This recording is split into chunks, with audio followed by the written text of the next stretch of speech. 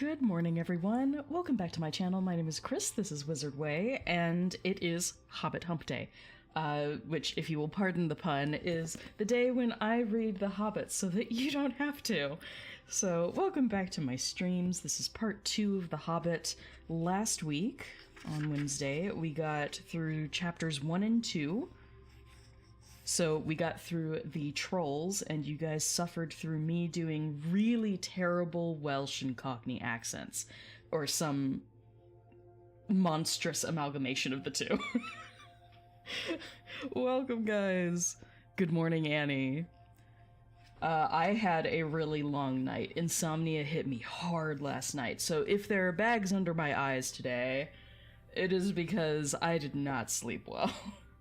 I didn't sleep long and I didn't sleep well.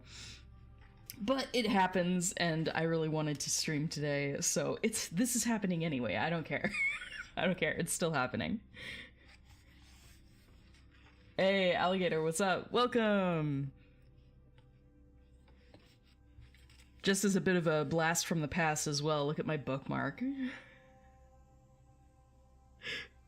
One of the original reversible bookmarks from Lord of the Rings. In this case, the Two Towers, but I actually kept an entire set of all of the bookmarks that they released.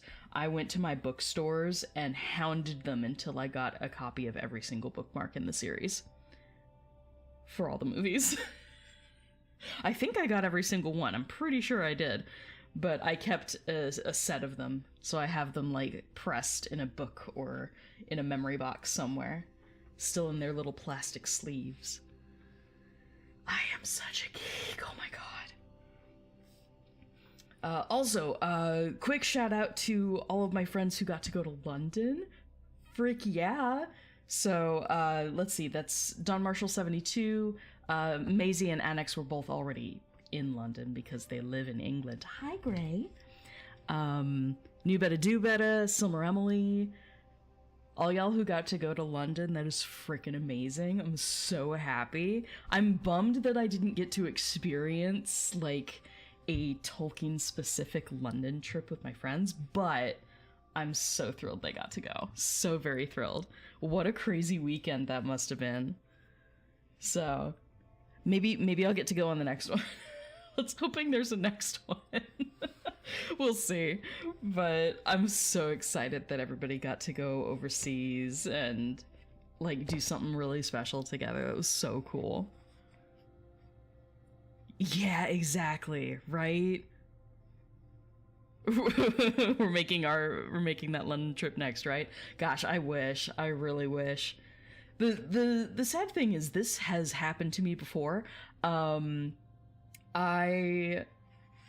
Prior to covering Lord of the Rings on my channel, I'll do a quick aside here.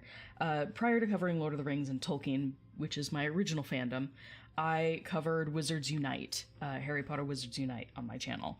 That's why I made this channel originally, because it felt like the perfect opportunity to start making content. And so it was me and, oh gosh, there was a large handful of other YouTubers who were going to be covering this game. So of course not everyone's going to get an invite, but some of us got an invite to the premiere of the game, and because it was done by Niantic, they have the technology to premiere the game in a very specific geolocation. So the people who were invited got to go to Universal Studios in Hollywood, and they got to play the game, I think it was the day before everybody else, if I remember correctly. Hi, Gray. Are you comforting me? Is this a comfort kitty moment? No. Gray, go on. Thank you. Good boy.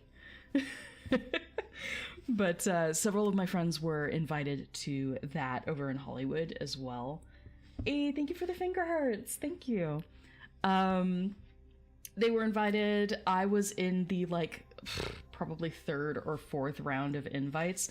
I did get an invite, which was really freaking cool, but in the invite they were like, oh yeah, and we can help with travel expenses and hotel costs and stuff like that. So I emailed them back going, great, like, how much can you help me?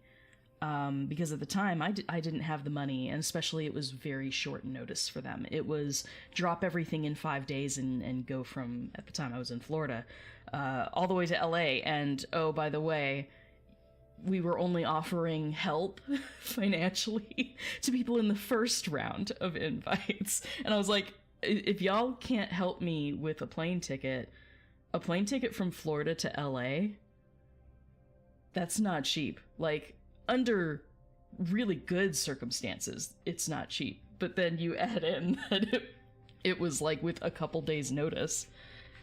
There was no way. There was absolutely no way. It was like a $1,500 plane ticket because prices are insane. So that wasn't going to happen.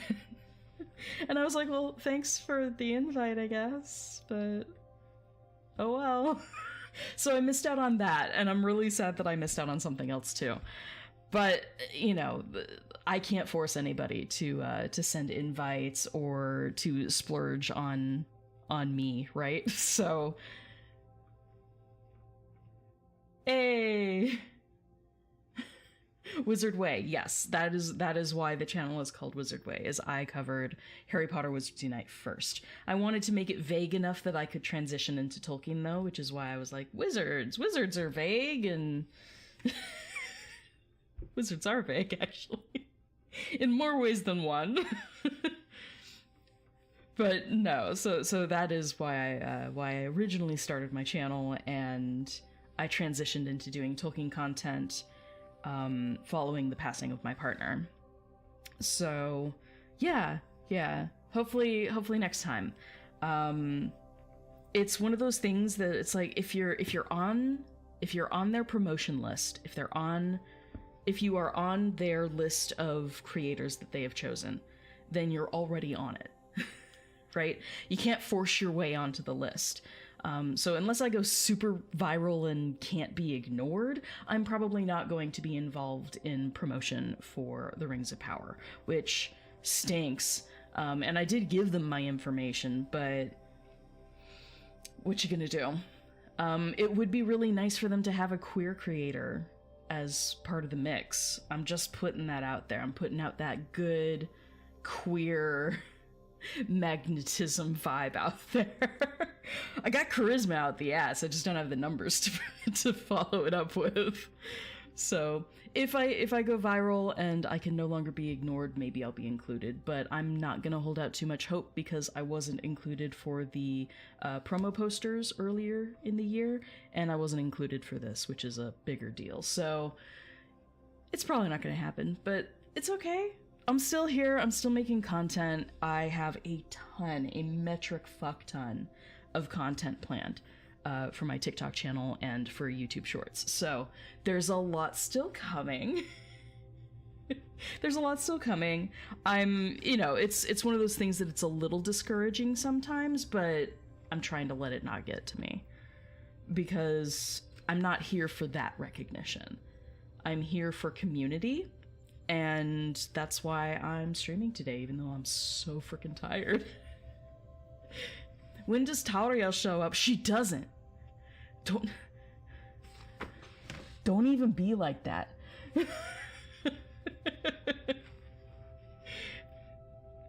Tauriel is a fanfiction character that they botched, in my honest opinion.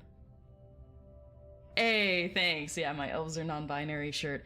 All the shirts that I wear during my streams are totally available on my website, so shameless self-promotion, elfboy.com, elf-boi.com.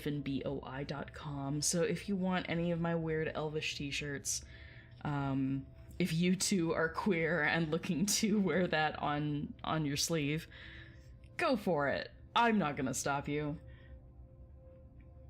Oh, thanks, Last Ben, too. I appreciate that. Share the heck out of every video of mine. I mean, it won't hurt, but I'm not demanding you guys do the work for me. That's very sweet, though. Thank you. Thank you.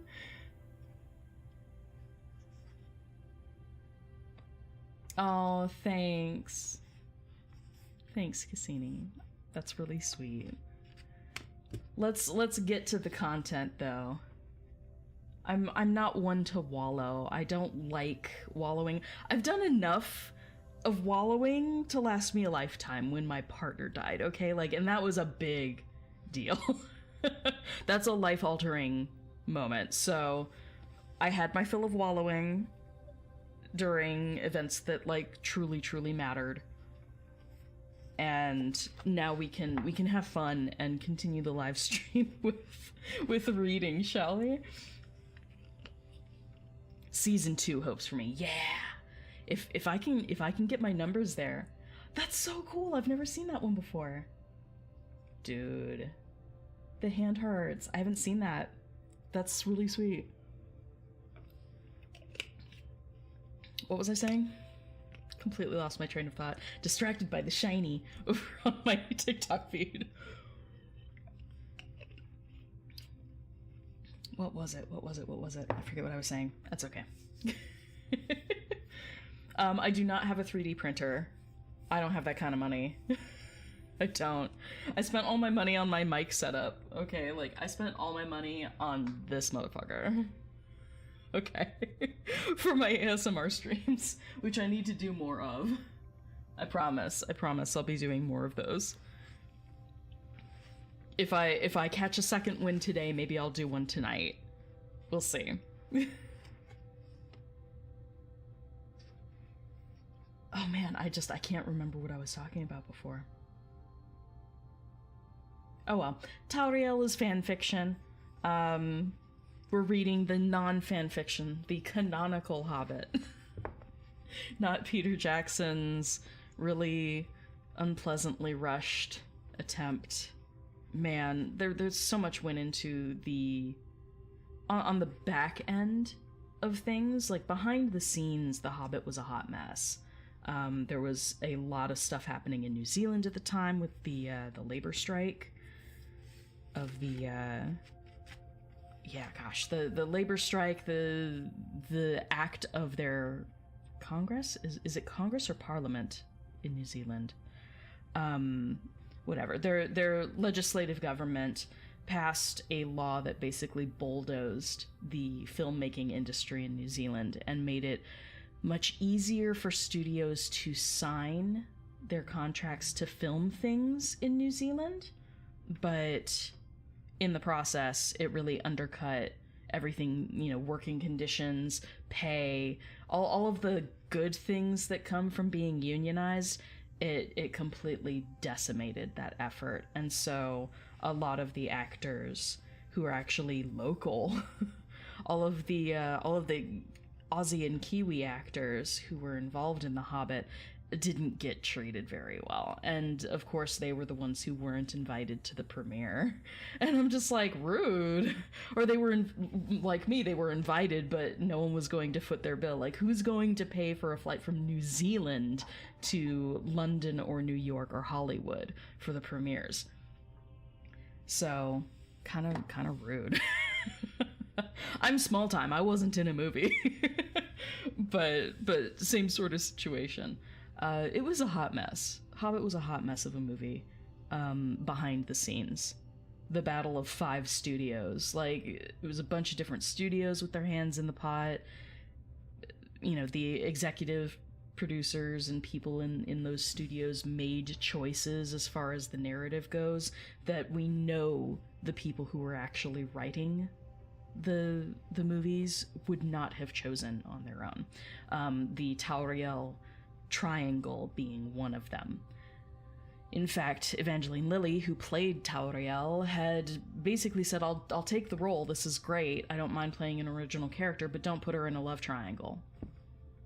And what did they do? So, rude. Rude. But that's why I get on the Hobbit's case an awful lot, because the stuff that happens behind the scenes is important, and I don't like seeing people taken advantage of, or seemingly taken advantage of. So that's why I'm a bit harsher on the Hobbit movies, though I can be relatively harsh on PJ in general. And it's easy to be a jerk to someone, right? And I'm trying to not do that. I'm trying to be, like, objectively critical where I feel it's necessary, without, like, really raining on anybody's parade, because the Hobbit movies are still fun to watch, okay? Like, the finished product might not be what I wished it had been, but that doesn't mean that it's trash. I don't go far extremes. I don't do the whole, it's either the most perfect thing, the most beautiful thing, like the Lord of the Rings trilogy, and putting it up on a pedestal, or it's trash and how dare they. Both of those seem too extreme. So I try and find a nice middle ground, and that's what I do with the Hobbit movies. It is Parliament. Okay, thank you. Thank you. Still a better movie than the Battle of Five Armies. Ouch. Yeah, shout out to Lindsay Ellis, who did the... I totally borrowed that from her. She did a series of video essays on why The Hobbit didn't work like The Lord of the Rings did. Despite whatever controversy Lindsay Ellis has been exposed to in recent years, that series of video essays is fantastic. Hi, are you back? Are you back? He's just being a sweet boy. My kitty Gray is here. Hi. I'm gonna start reading, though. He's purring. That's nice. Purring cat. Purring cat is one of the best sounds. Of course, I just got fur over everything. Hi, Gray.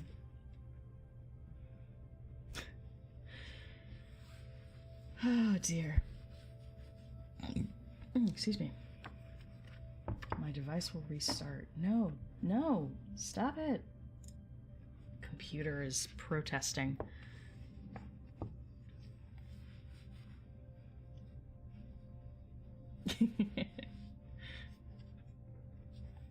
Oh, that's so nice, Mikey. Thank you for that. I didn't see that comment earlier. That I was your first Tolkien talker. That's so cool.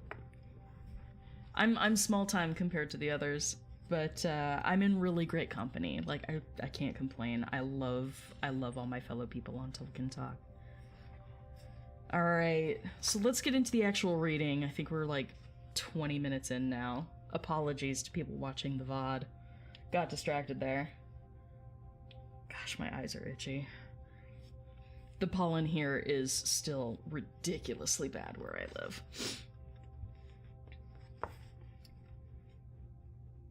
ASMR purring edition, that'd be nice. What do you think, Gray?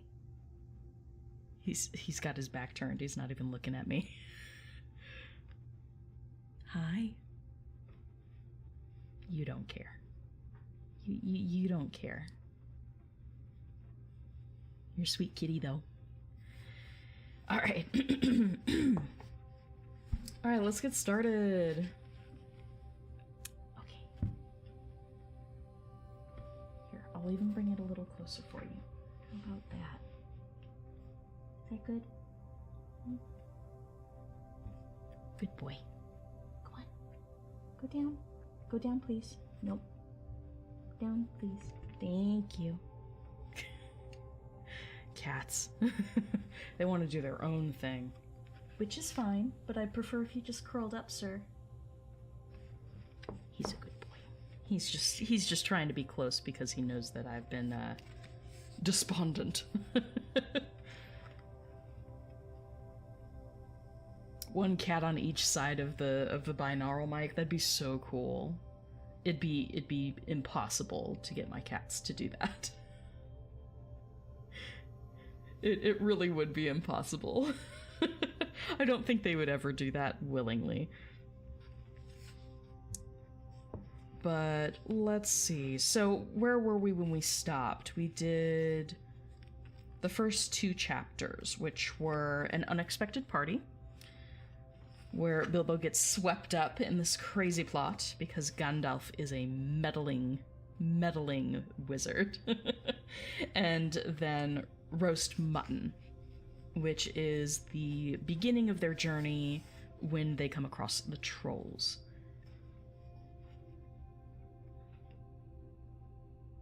And I'm trying to remember all the trolls' names because they have very, very lowbrow British names. So it's Bert, Tom, and William. Bert, Tom, and William.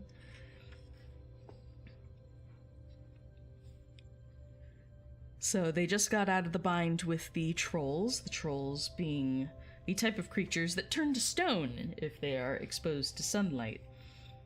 Not sure why they didn't stay with that in the Lord of the Rings movies. I think we explained it away by saying that the cloud of Mordor, the noxious fumes that Sauron tends to put forth, shade enough of the sun to make it not a problem for the trolls and the orcs. I think that's how we explain that away. Yes, good job. So now we move on to chapter 3, where, oh god, we're going to see the elves. We're going to see the elves! Which is normally a good thing, but they sing silly songs in The Hobbit. I'm not even going to attempt to sing, but you'll see how silly they are because we're going to hit the Tralalalali song.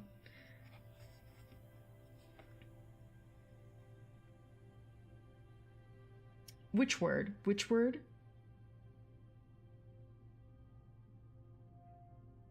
Binaural. Yeah, binaural. Curse of having English as a second language. Absolutely. I know that feel. It's particularly hard with me and French. French is difficult. French is not phonetic. French is like English. It's hard to read. At least binaural is Latin-based, so there are a couple rules that you can get used to over time.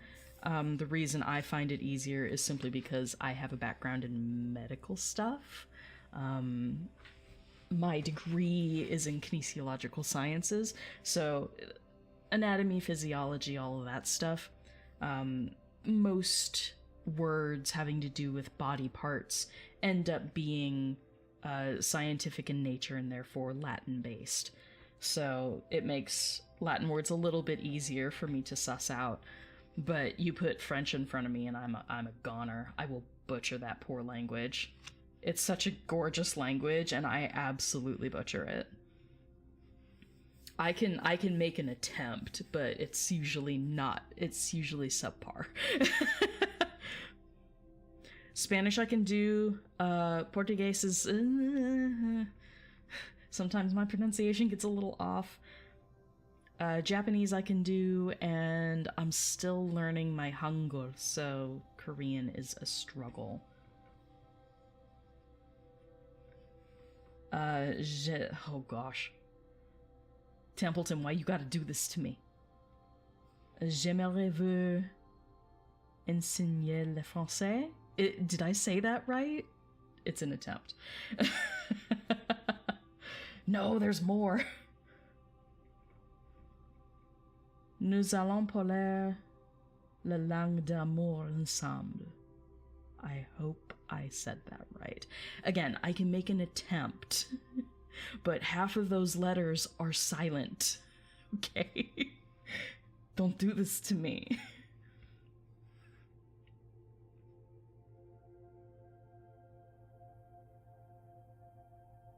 Oh yeah, Swedish. I would probably... I haven't tried any Scandinavian languages, which is a pity, especially given, you know, Tolkien's fondness for Finnish. It would be cool to learn Finnish or Norwegian. I've been corrected by Elf Pirate a couple times on my Norwegian pronunciation, and so I know that I'm not doing too well with it.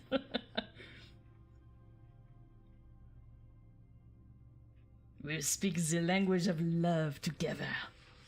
I would enjoy it. I love learning languages. I'm currently still going through all of my Elvish stuff, taking notes. And when I say taking notes, I mean like these don't fan out nicely, but like lots and lots and lots of notes. There are so many notes. These are just my flashcards.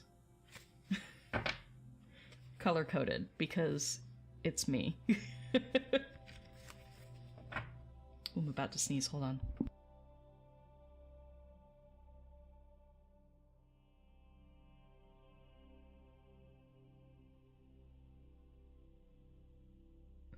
Of course you say it and then it won't. It won't sneeze. Alright, that's gonna make my eyes water a bit, but it's fine. Allergies are a thing. Let's get into the actual reading. So we're going to be seeing the elves. They're going to sing silly songs that is on par for the rest of The Hobbit. It's basically a musical. And that's fine. No. I think I have a tarot set tucked away somewhere. It's the gay tarot, but I have one. It was a tarot deck that my partner had. I don't remember enough about the different cards to remember all of the different layers of meaning. It's like me trying to read an alethiometer. Like, it's not gonna go well. I used to dabble a little in tarot, but I haven't in a very long time, so I don't even have my own deck anymore. And if superstition holds, you're not supposed to buy your own tarot deck. It's supposed to be gifted to you. And so I don't have a tarot deck at the moment, and that's fine. Gay tarot cards, yeah.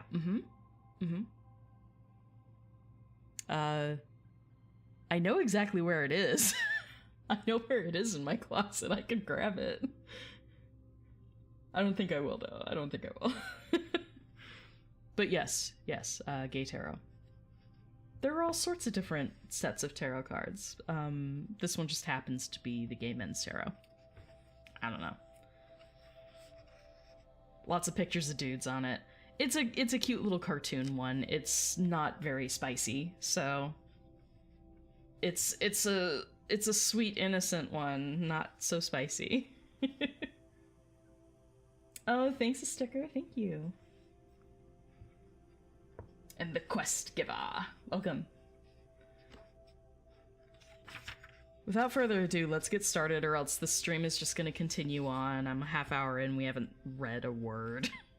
We've got like 40 pages to get through, so let's get started. Hobbit time! It can wait for another stream. Exactly. Alright. Chapter 3. A Short Rest. They did not sing or tell stories that day, even though the weather improved, nor the next day, nor the day after. They had begun to feel that danger was not far away on either side. They camped under the stars, and their horses had more to eat than they had, for there was plenty of grass, but there was not much in their bags, even with what they had got from the trolls. One morning they forded a river at a wide, shallow place full of the noise of stones and foam. The far bank was steep and slippery. When they got to the top of it, leading their ponies, they saw that the great mountains had marched down very near to them. Already they seemed only a day's easy journey from the feet of the nearest. Dark and drear it looked, though there were patches of sunlight on its brown sides, and behind its shoulders the tips of snow peaks gleamed.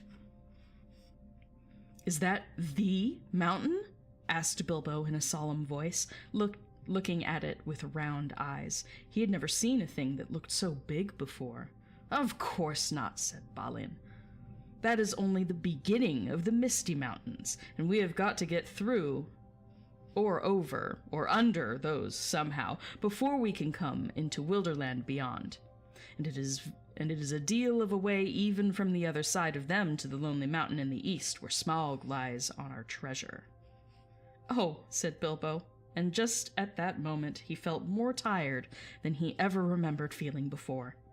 He was thinking once again of his comfortable chair before the fire, in his favorite sitting room, in his hobbit hole, and of the kettle singing. Not for the last time. Now Gandalf led the way. "We must not miss the road, or we shall be done for," he said. We need food, for one thing, and rest in reasonable safety. Also, it is very necessary to tackle the Misty Mountains by the proper path, or else you will get lost in them, and have to come back and start at the beginning again, if you ever get back at all. They asked him where he was making for, and he answered, "You are come to the very edge of the wild, as some of you may know. Hidden somewhere ahead of us is the fair valley of Rivendell, where Elrond lives in the last homely house. I sent a message by my friends, and we are expected." That sounded nice and comforting, but they had not got there yet, and it was not so easy as it sounds to find the last homely house west of the mountains.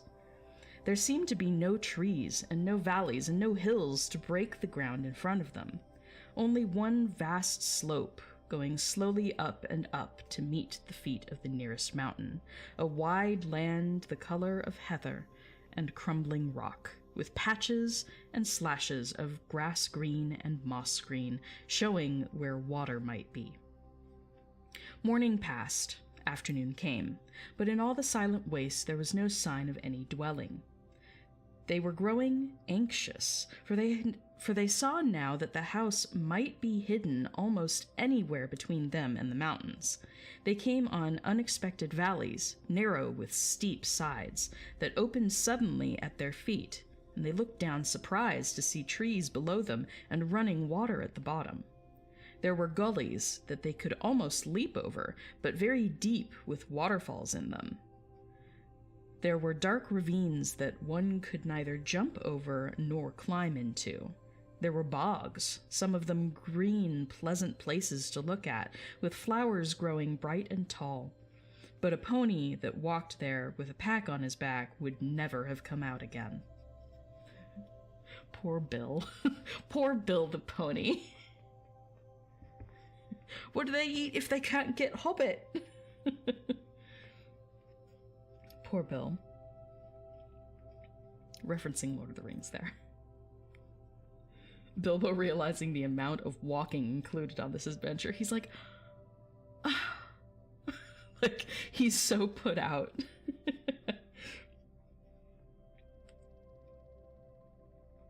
It was indeed a much wider land from the ford to the mountains than ever you would have guessed. Bilbo was astonished. The only path was marked with white stones, some of which were small, and others were half covered with moss or heather. Although it was very slow business following the track, even guided by Gandalf, who seemed to know his way about pretty well. Oh, it was altogether. Altogether, it was very slow business. Pardon me. His head and beard wagged this way and that as he looked for the stones, and they followed his lead. But they seemed no nearer to the end of the search when the day began to fail. Tea time had long gone by, and it seemed supper time would soon do the same. There were moths fluttering about, and the light became very dim, for the moon had not risen. Bilbo's pony began to stumble over roots and stones. They came to the edge of a steep fall in the ground so suddenly that Gandalf's horse nearly slipped down the slope. "Here it is at last," he called, and the others gathered round him and looked over the edge. They saw a valley far below. They could hear the voice of hurrying water in a rocky bed at the bottom. The scent of trees was in the air, and there was light on the valley side across the water.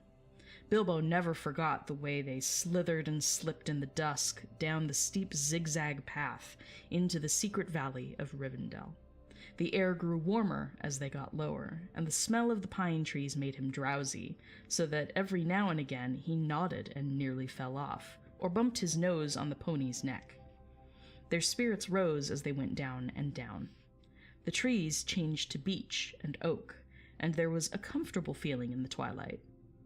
The last green had almost faded out of the grass when they came at length to an open glade not far above the banks of the stream. It smells like elves, thought Bilbo. And he looked up at the stars. They were burning bright and blue.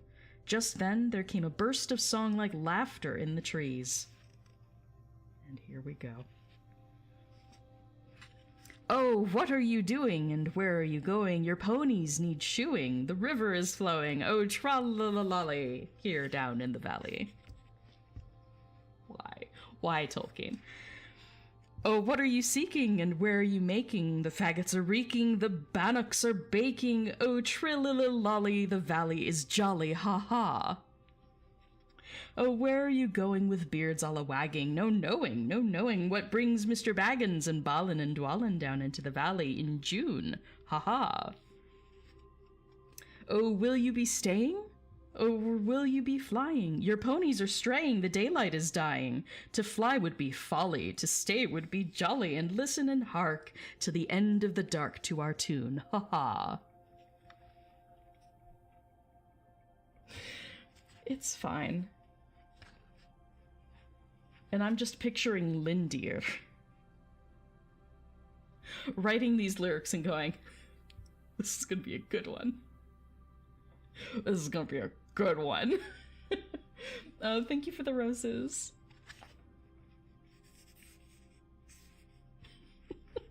Oh, man. Smells like elves. He did indeed. It smells like elves. Which, another aside and shameless self-promotion, is the question that I asked myself. What do elves smell like exactly? What was he smelling when he went into the tra-la-la-lolly here down in the valley? Haha. And when I made my essential oil blend for Rivendell, I asked myself this question. Answer. I did fir needle, because it does mention pine trees, right? Pine and beech and oak. So I used, I believe it's cypress. I think I used cypress.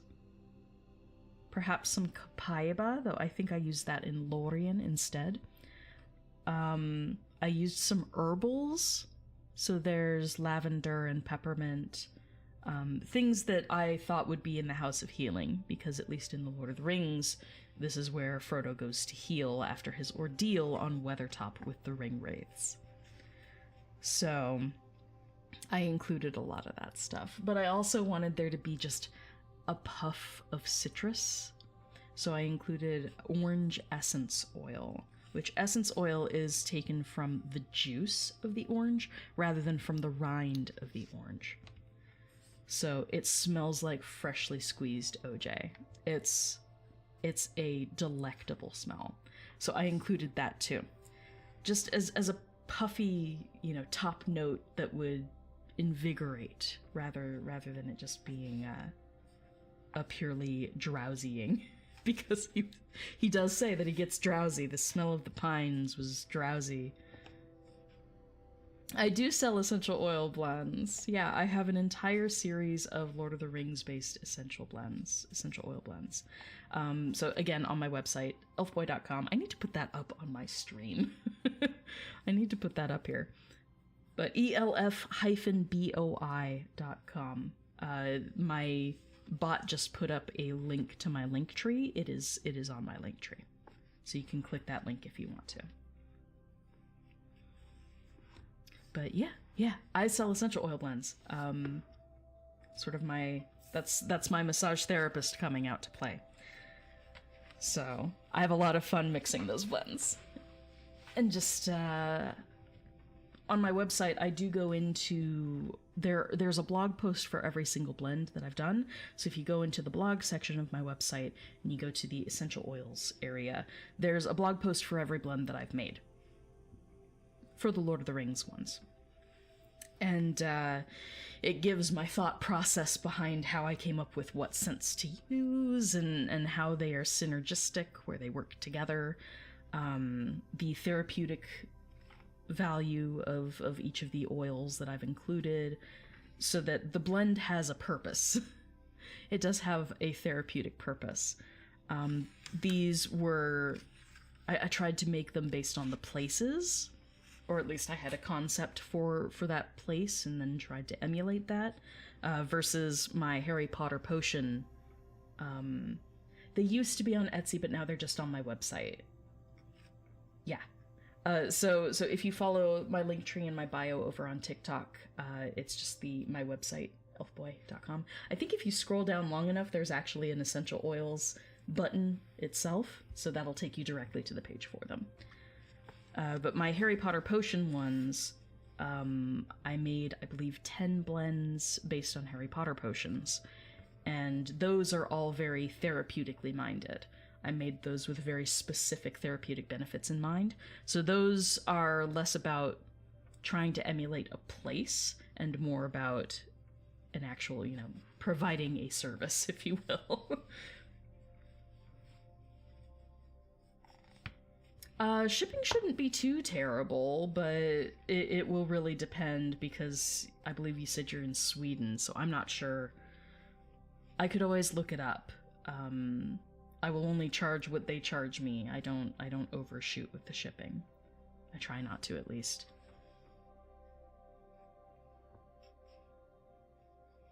Dior? Sauvage? What?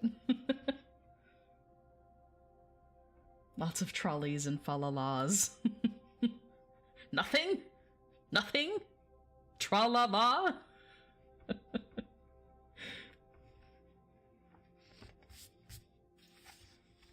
But yes, I envision Lindir being very silly about this song on purpose, just to fuck with the dwarves. Simply to make them be like, elves are queer folk. And why, yes, we are.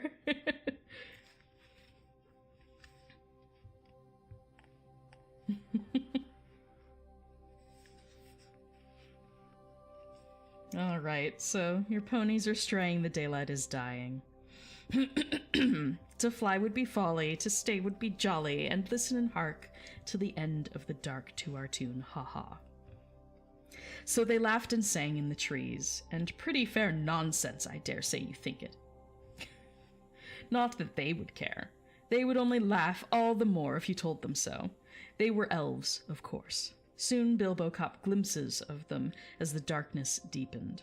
He loved elves, though he seldom met them, for he was a little frightened of them, too. Dwarves don't get on well with them. Even decent enough dwarves like Thorin and his friends think them foolish, which is a very foolish thing to think, or get annoyed with them. For some elves tease them and laugh at them, and most of all at their beards, which is our first indication that elves don't typically have beards. Well, well, said a voice, just look, Bilbo the Hobbit on a pony, my dear, isn't it delicious? Then off they went into another song as ridiculous as the one I have written down in full. At last one, a tall young fellow came out from the trees and bowed to Gandalf and to Thorin. Welcome to the valley, he said. Thank you, said Thorin a bit gruffly, but Gandalf was already off his horse and among the elves, talking merrily with them. You're a little out of your way, said the elf. That is, if you are making for the only path across the water and to the house beyond. We will set you right.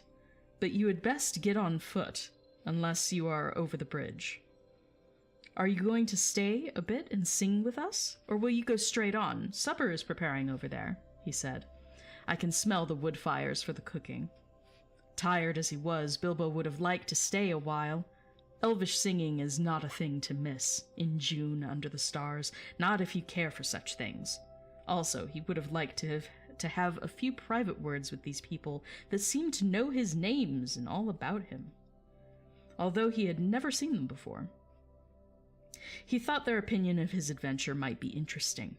Elves know a lot and are wondrous folk for news, and know what is going on among the peoples of the land as quick as water flows or quicker. But the dwarves were all for supper as soon as possible just then, and would not stay. On they all went, leading their ponies till they were brought to a good path, and so at last to the very brink of the river. It was flowing fast and noisily, as mountain streams do of a summer evening, when sun has been all day on the snow far up above. There was only a narrow bridge of stone without a parapet, as narrow as a pony, could well walk on. And over that they had to go, slow and careful, one by one, each leading his pony by the bridle. The elves had brought bright lanterns to the shore, and they sang a merry song as the party went across. Luckily, that's not written down.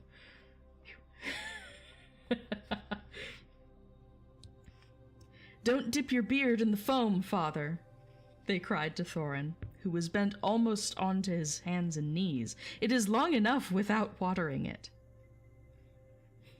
So rude. "Mind Bilbo doesn't eat all the cakes," they called. "He is too fat to get through keyholes yet." "Hush, hush, good people, and good night," said Gandalf, who came at last. "Valleys have ears, and some elves have over-merry tongues. Good night." And so at last they all came to the last homely house, and found its doors flung wide. Hey, rude elves fat-shaming the Hobbit. No, we don't do that. Third Age elves are rude.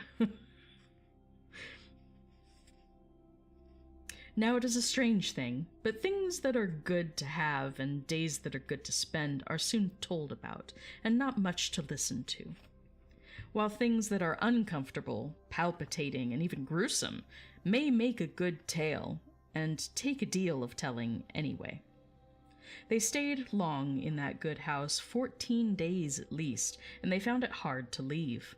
Bilbo would gladly have stopped there forever and ever, even supposing a wish would have taken him right back to his hobbit hole without trouble. Yet there is little to tell about their stay. The master of the house was an elf friend, one of those people whose fathers came into the strange stories before the beginning of history, the wars of the evil goblins and the elves, and the first men of the north. In those days of our tale, there were still some people who had both elves and heroes of the north for ancestors, and Elrond, the master of the house, was their chief. He is one of the Perivell. Guys, I don't know if you can see this. I don't think you can. My live just got suspended over on TikTok for hateful behavior. Apparently because I said fat shaming.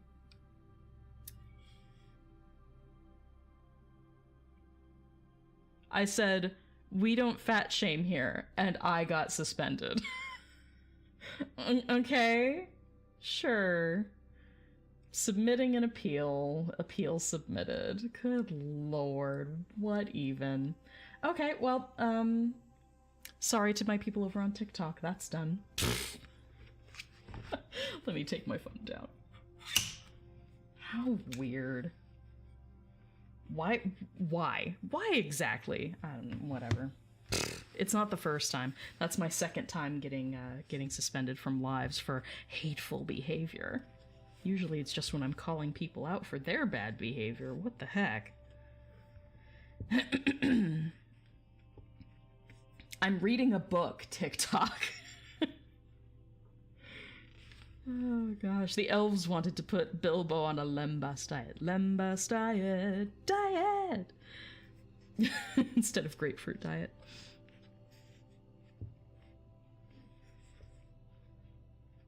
Alright, where was I? Okay, there were still some people who had both elves and heroes of the north for ancestors, and Elrond was the master, Elrond, the master of the house, was their chief. Yeah, Clock App, what's up? He was as noble and as fair in face as an elf lord, as strong as a warrior, and as wise as a wizard, as venerable as a king of dwarves, and as kind as summer. That's a really nice compliment, as kind as summer. He comes into many tales, but this part in the story of Bilbo's great adventure is only a small one, though important, as you will see, if we ever get to the end of it. His house was perfect, whether you liked food, or sleep, or work, or storytelling, or singing, or just sitting and thinking best, or a pleasant mixture of them all. Evil things did not come into that valley. I wish I had time to tell you even a few of the tales, or one or two of the songs that they heard in that house. All of them, the ponies as well, grew refreshed and strong in a few days there. Their clothes were mended as well as their bruises, their tempers and their hopes. Their bags were filled with food and provisions, light to carry but strong to bring them over the mountain passes. Their plans were improved with the best advice. So the time came to Midsummer Eve, and they were to go on again with the early sun on midsummer morning. Elrond knew all about runes of every kind. That day he looked at the swords they had brought from the troll's lair and said, "These are not troll-make. They are old swords, very old swords of the high elves of the west, my kin. They were made in Gondolin for the Goblin Wars. They must have come from a dragon's horde or goblin plunder, for dragons and goblins destroyed that city many ages ago. This, Thorin, the rune's name Orcrist, the goblin cleaver, in the ancient tongue of Gondolin. It was a famous blade. This, Gandalf, was Glamdring, foe hammer, that the king of Gondolin once wore. Keep them well." "Whence did the trolls get them, I wonder?" said Thorin, looking at his sword with new interest. "I could not say," said Elrond, "but one may guess that your trolls had plundered other plunderers, or come on the remnants of old robberies in some hold in the mountains. I have heard that there are still forgotten treasures of old to be found in the deserted caverns of the mines of Moria since the Dwarf and Goblin War." Thorin pondered these words. "I will keep this sword in honor," he said. "May it soon cleave goblins once again." "A wish that is likely to be granted soon enough in the mountains," said Elrond. "But show me now your map."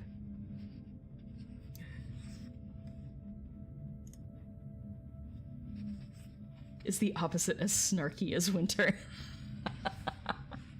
as biting as winter, I would say.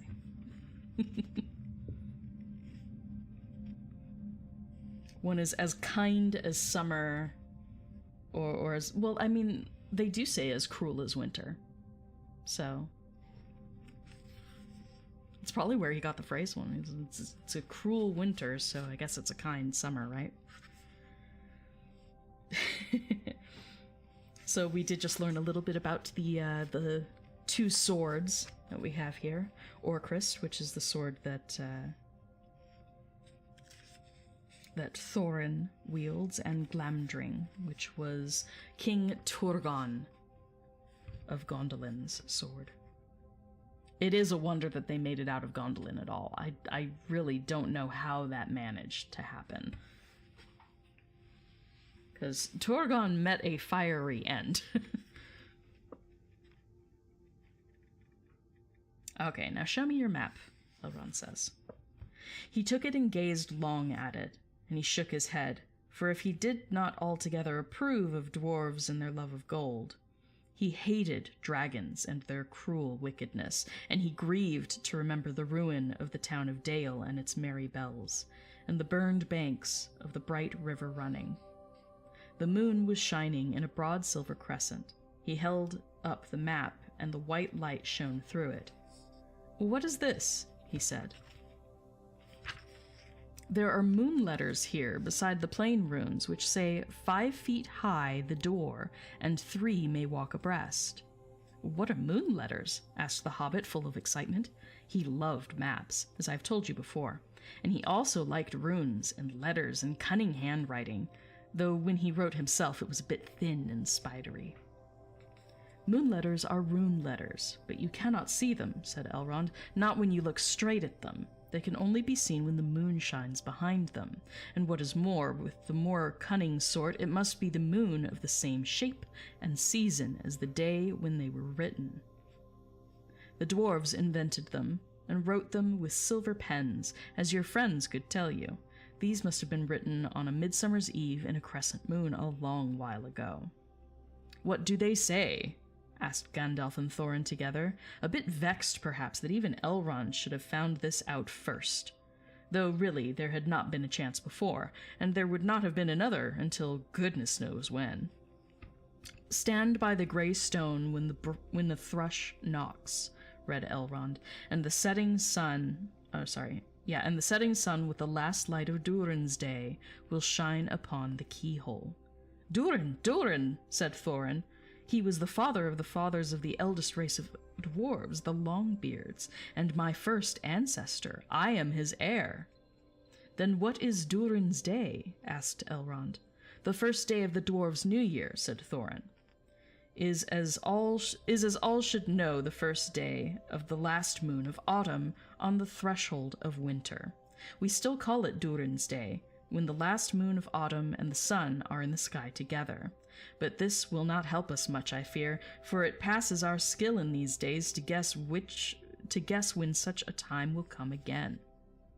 That remains to be seen, said Gandalf. Is there any more writing?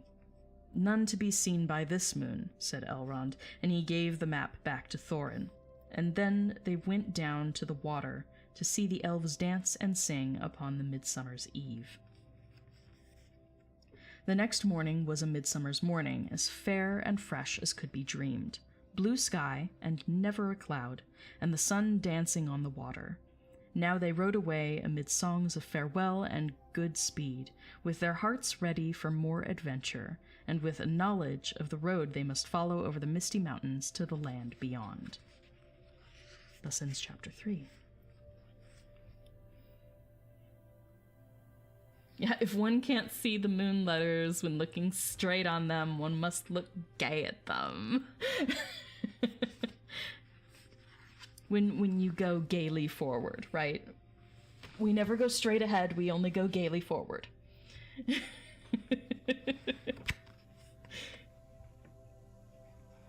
That's funny. Okay, so we still have 2 more chapters to go, so this is going to be a bit of a longer stream, only because I dallied so much at the beginning. But let us continue. I'm going to take a quick sip of water, and then excuse me, and then we will continue. Just knocked over a bunch of nail polishes. I'll be working on some more of my Starscape pendants today. So I have a bunch of polishes already pulled. I just made a mess. They're really pretty polishes, though, if I do say so myself. I'll show you guys, because they're pretty. Most of these are from a brand called Starly, but I did get a recent one called M&N. These are all magnetic polishes. So they look like this normally, but when you hold a magnet up to them, particles inside the polishes shift to follow the magnetism. So they make this really cool ombre effect, so that the light sort of moves when you move the pendant around. It's really cool. But I love using them when I'm painting, so I'll be using a lot of those. Using them for mostly backgrounds. I use them a lot for backgrounds.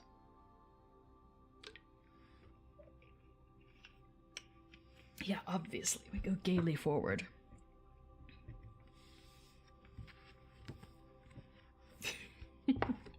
Alright, let's continue. Chapter 4. Overhill and Underhill. There were many paths that led up into those mountains, and many passes over them, but most of the paths were cheats and deceptions, and led nowhere or to bad ends, and most of the passes were infested by evil things and dreadful dangers. The dwarves and the Hobbit, helped by the wise advice of Elrond and the knowledge and memory of Gandalf, took the right road to the right pass. Long days after they had climbed out of the valley and left the last homely house miles behind, they were still going up and up and up. It was a hard path and a dangerous path, and a crooked way and a lonely and long. Now they could look back over the lands they had left, laid out behind them far below. Far, far away in the west, where things were blue and faint, Bilbo knew there lay his own country of safe and comfortable things, and his little hobbit hole. He shivered. It was getting bitter cold up here, and the wind came shrill among the rocks. Boulders, too, at times came galloping down the mountainsides, let loose by midday sun upon the snow, and passed among them, which was lucky, or over their heads, which was alarming. The nights were comfortless and chill, and they did not dare to sing or talk too loud, for the echoes were uncanny, and the silence seemed to dislike being broken, except by the noise of water, and the wail of wind and the crack of stone. The summer is getting on down below, thought Bilbo, and haymaking is going on, and picnics. They will be harvesting and blackberrying before we even begin to go down the other side at this rate. And the others were thinking equally gloomy thoughts, although when they had said goodbye to Elrond in the high hope of midsummer morning, they had spoken gaily of the passage of the mountains, and of riding swift across the lands beyond. They had thought of coming to the secret door in the lonely mountain, perhaps that very next last moon of autumn. And perhaps it will be Durin's day, they had said. Only Gandalf had shaken his head and said nothing. Dwarves had not passed that way for many years, but Gandalf had, and he knew how evil and danger had grown and thriven in the wild. Since the dragons had driven men from the lands, and the goblins had spread in secret after the Battle of the Mines of Moria. Even the good plans of wise wizards like Gandalf, and of good friends like Elrond, go astray sometimes when you are off on dangerous adventures over the edge of the wild, and Gandalf was a wise enough wizard to know it. No problem, Larson. Thank you so much for being here. Adieu. Adieu, adieu, to you and you and you. The hills are alive with the sound of music. Moving on. Have a good night. Thanks for being here. I'll say you commented right at a little breaking point, so good timing. Good timing.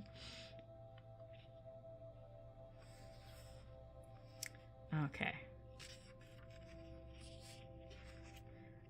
I feel like there's not an awful lot of commentary for me to make here. The Hobbit is such an easier read. Unless there's something with a lot more depth behind it. I mean, we did cover a little bit of Elrond. Elrond, his family history is a bit complex because both sides of his family tree have both elven and mortal man blood in them, which is why he is considered half-elven.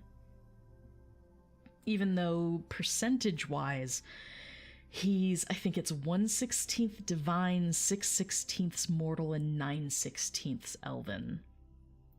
I did the math at one point. So he's not truly half-elven, because on one side of his family there is a portion of divine blood. So it skews his numbers a little bit. But his father, Eärendil, is truly half-elven, with a mortal father and a immortal or elven mother. So, Eärendil, whom you might recall the name from with Galadriel's vial, the light of Eärendil, our most beloved star. Eärendil was a mariner, and I won't sing the song. Eärendil is a mariner. He is half-elven.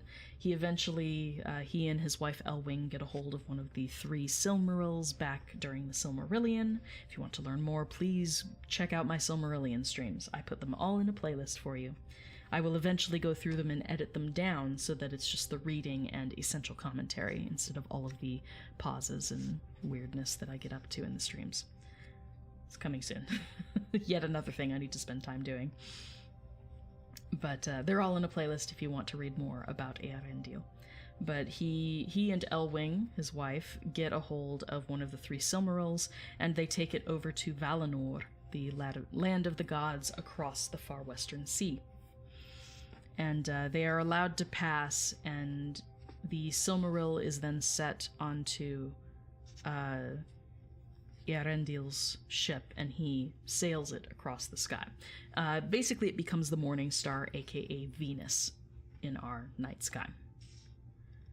So that's why it's Eärendil, our most beloved star, is because this star was placed in the heavens. It's actually a Silmaril in Tolkien's world. So,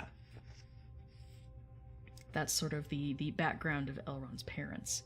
They never really came back from that. They never really came back. Elrond and his twin brother Elros were then orphaned.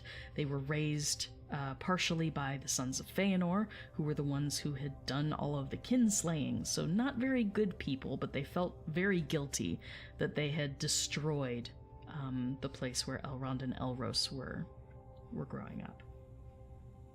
So they took them in as fosters, and eventually Maedhros unalives himself, try and put that gently, and Maglor wanders off and is never heard from again. So the twins once again are left alone. At that point, we assume they are at least old enough to care for themselves. And that's what takes us to the point where the Second Age starts. So Elrond is very, very young at the beginning of the Second Age. And that's why the visuals are a little bit confusing for the Rings of Power.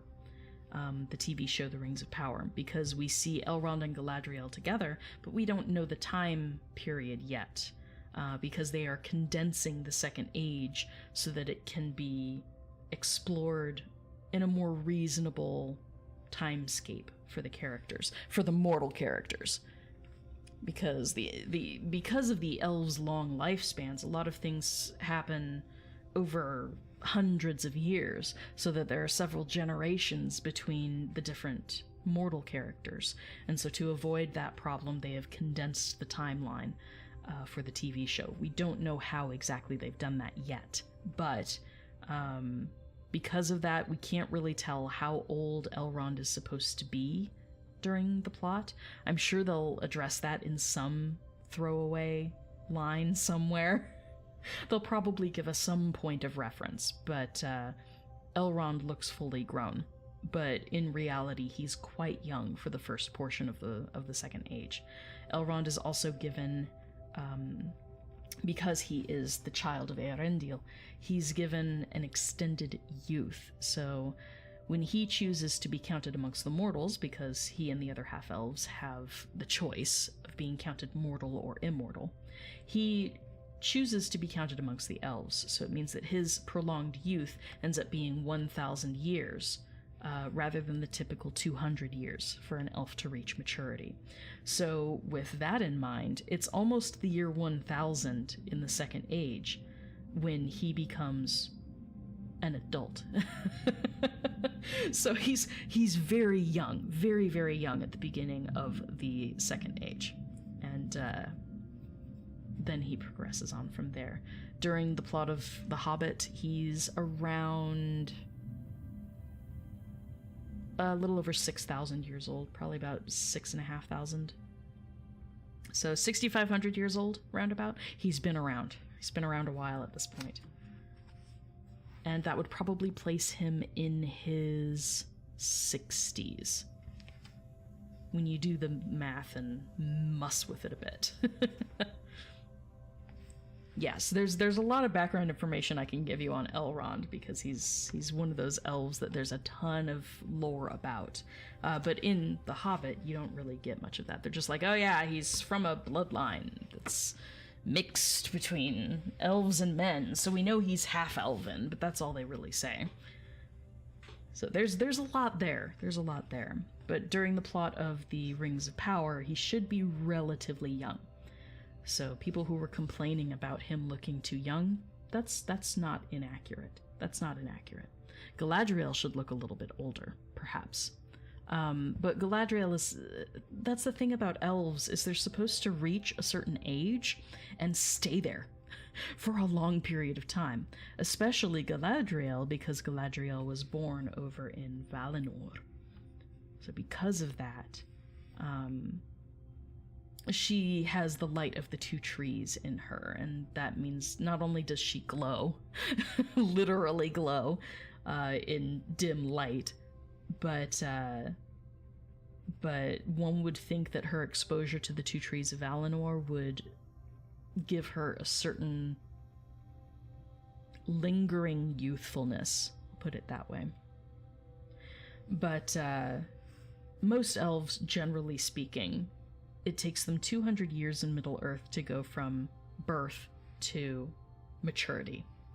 And then beyond that, it's several thousand years. We're talking, it's the age, for male elves, the age of 10,565.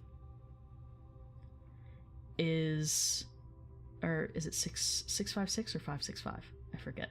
It's over 10,500 years old, at the very least. Is when they are considered no longer at their peak. That's when they go from adulthood into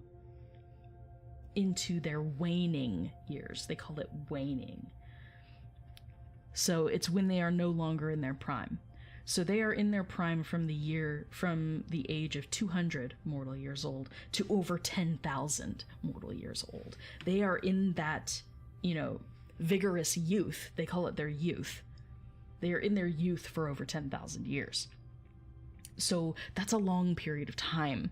And during that time, they are considered to be at their physical peak. So they don't really change much. They reach maturity, and then they linger in that state for 10,000 years before they start declining in waning, or I guess, midlife crisis. This is when they reach adulthood and they start to go a little more downhill.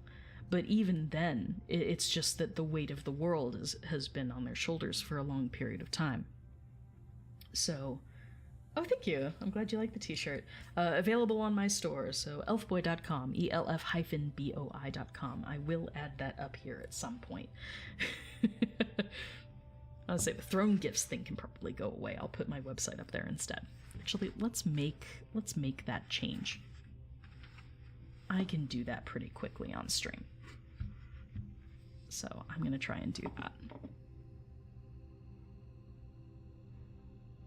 Oh, actually I can't unless can I put on studio mode? I can. Cool. Okay. I'm going to see if I can do it. Let's see. Throne list.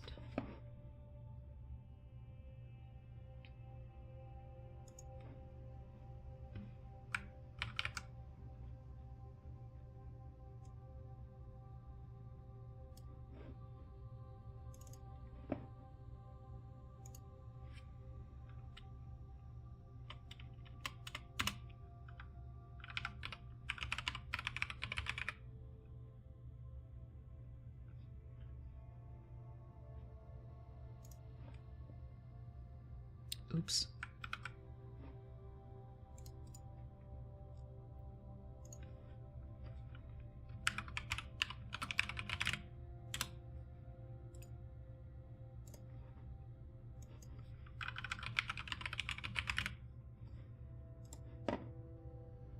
It still doesn't want to, of course not.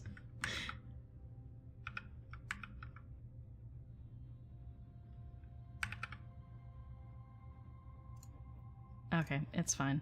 This is just taking a little longer because I didn't do it right. Womp womp.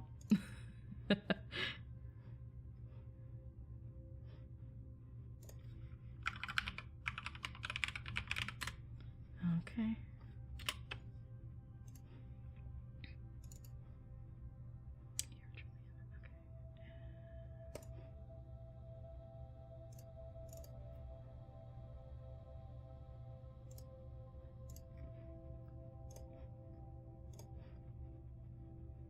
Oh my word.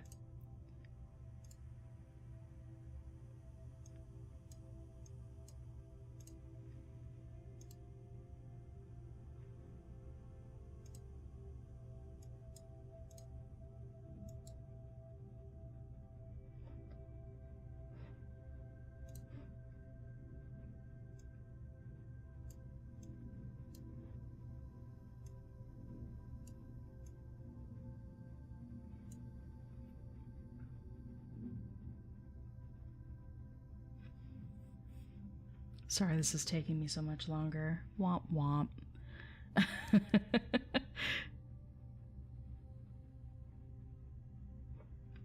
was trying to get these.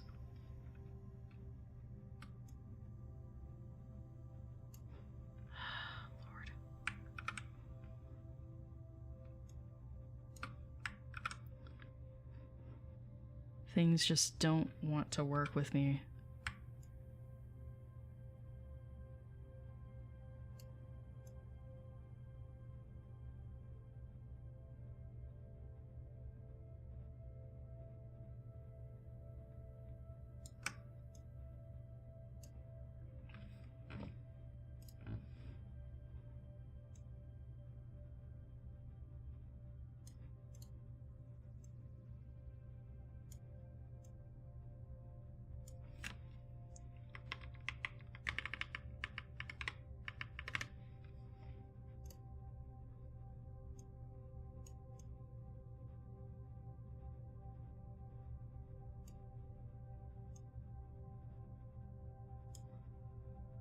There we go. Okay. Hopefully that fixes it.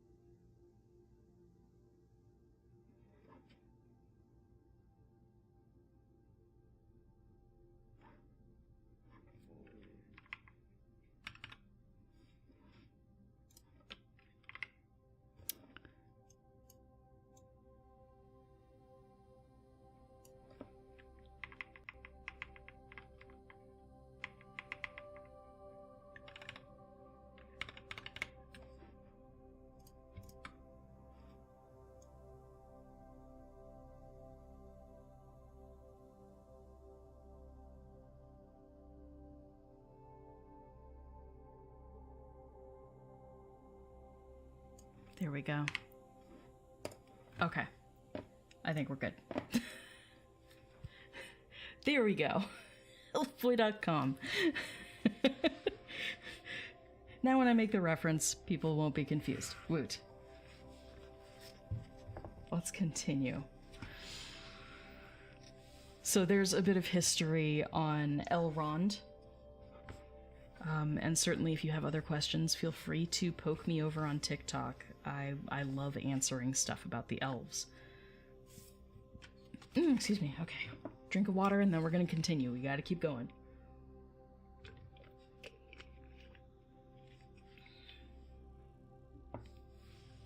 Okay.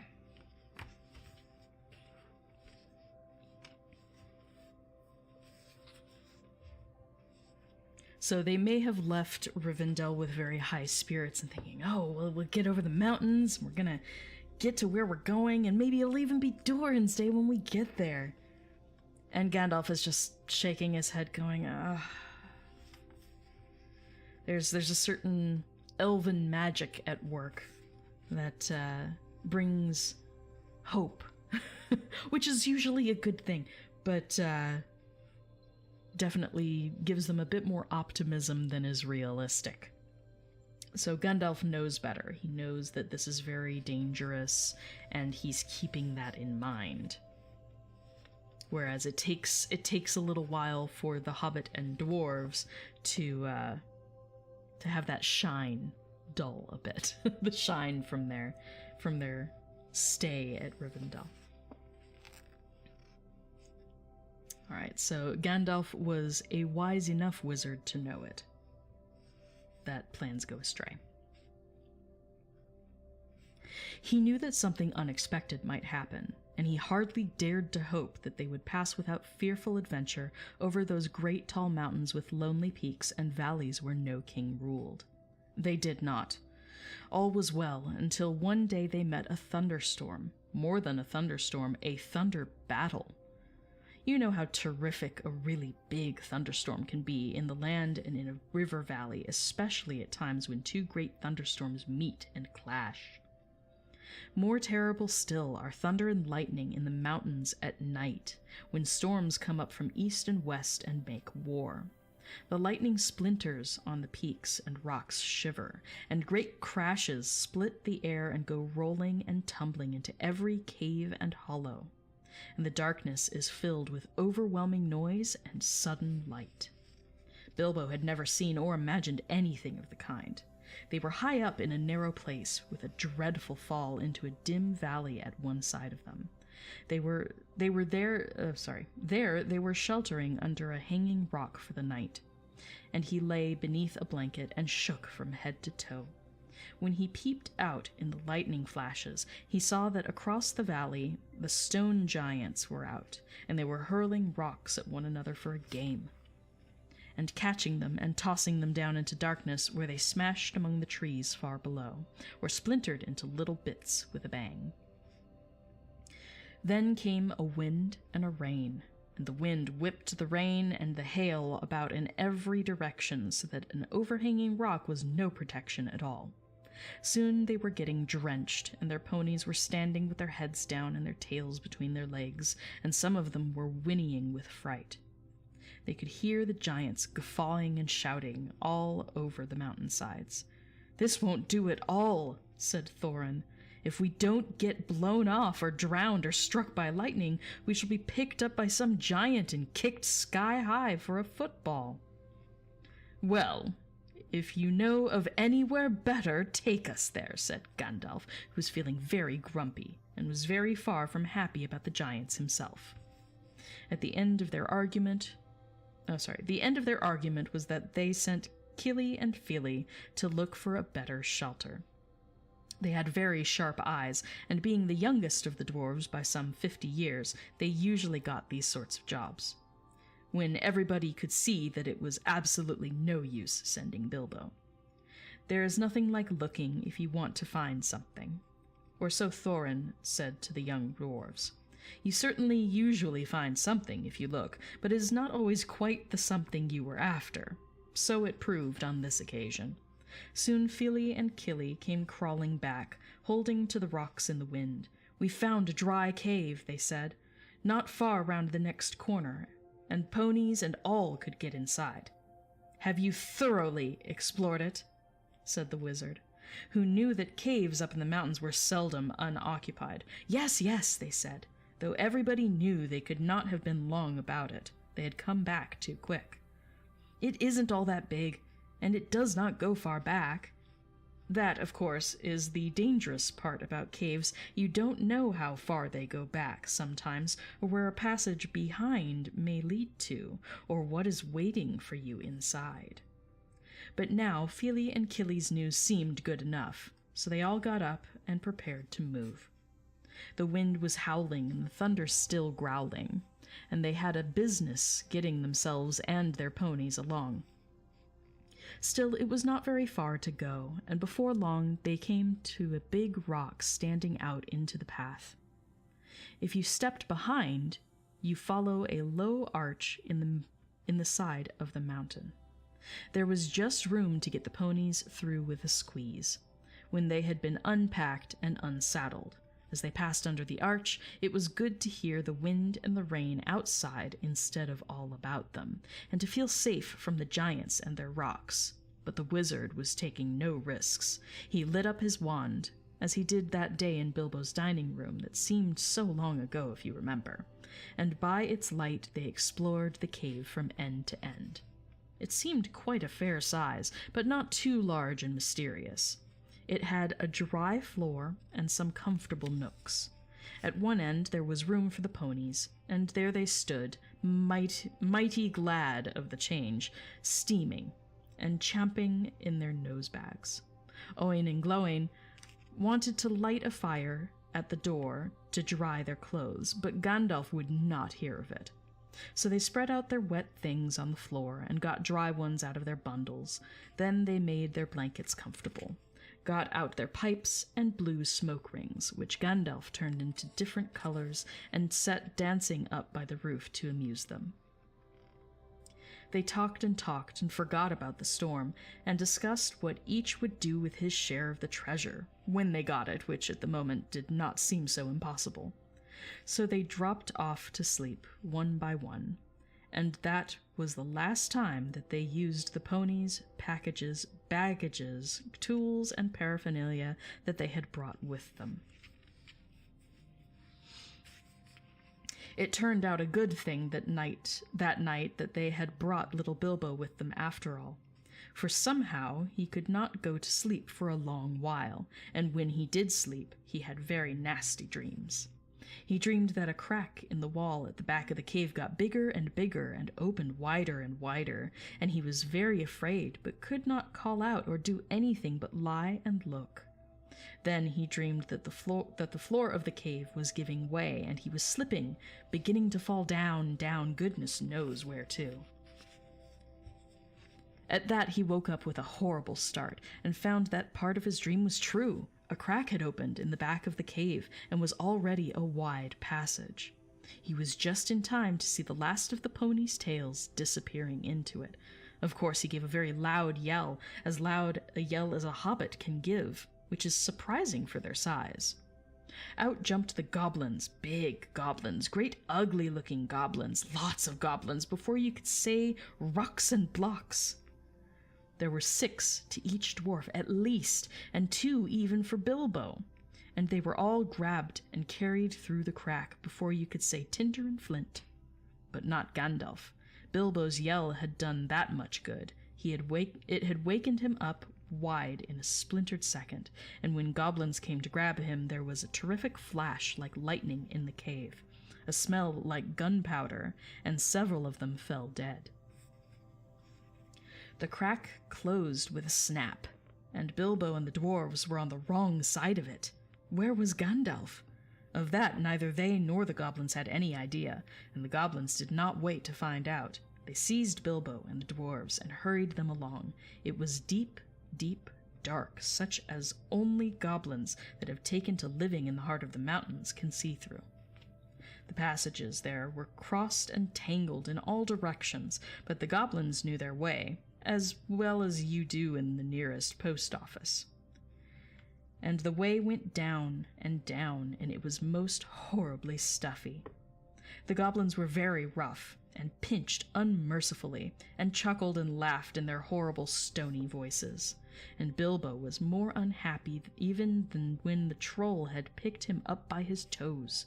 He wished again and again for his nice bright hobbit hole, not for the last time.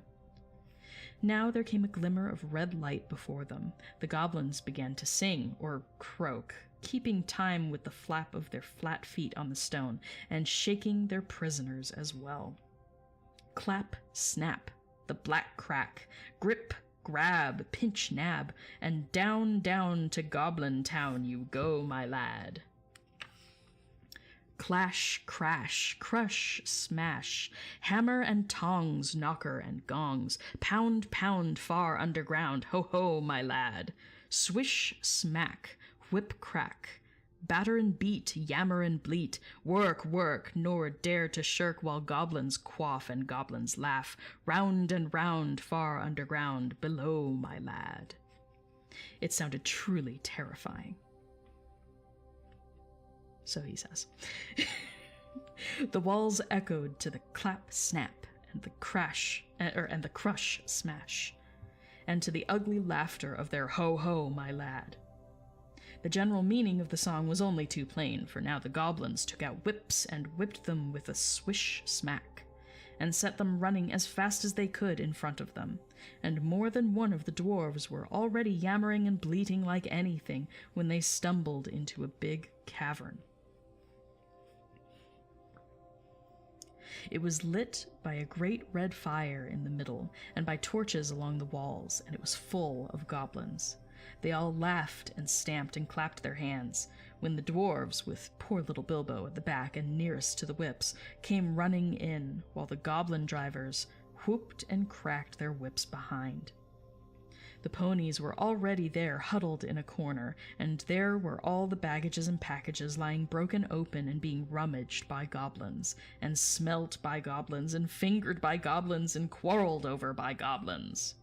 I am afraid that was the last they ever saw of those excellent little ponies, including a jolly sturdy little white fellow that Elrond had lent to Gandalf, since his horse was not suitable for the mountain paths. For goblins eat horses and ponies and donkeys and other much more dreadful things, and they are always hungry. Just now, however, the prisoners were thinking only of themselves. The goblins chained their hands behind their backs and linked them all together in a line, and dragged them to the far end of the cavern with little Bilbo tugging at the end of the row. There in the shadows, on a large flat stone, sat a tremendous goblin with a huge head, and armed goblins were standing round him, carrying the axes and the bent swords that they use. Now goblins are cruel, wicked, and bad-hearted. They make no beautiful things, and they make many clever ones. They can tunnel and mine as well as any but the most skilled dwarves, when they take the trouble, though they are usually untidy and dirty. Hammers, axes, swords, daggers, pickaxes, tongs, and also instruments of torture they make very well, or get other people to make to their design, prisoners and slaves that have to work till they die for want of air and light. It is not unlikely that they invented some of the machines that have since troubled the world, especially the ingenious devices for killing large numbers of people at once, for wheels and engines and explosions always delighted them, and also not working with their own hands more than they could help, but in those days and those wild parts they had not advanced, as it is called, so far. They did not hate dwarves especially, no more than they hated everybody and everything, and particularly the orderly and prosperous.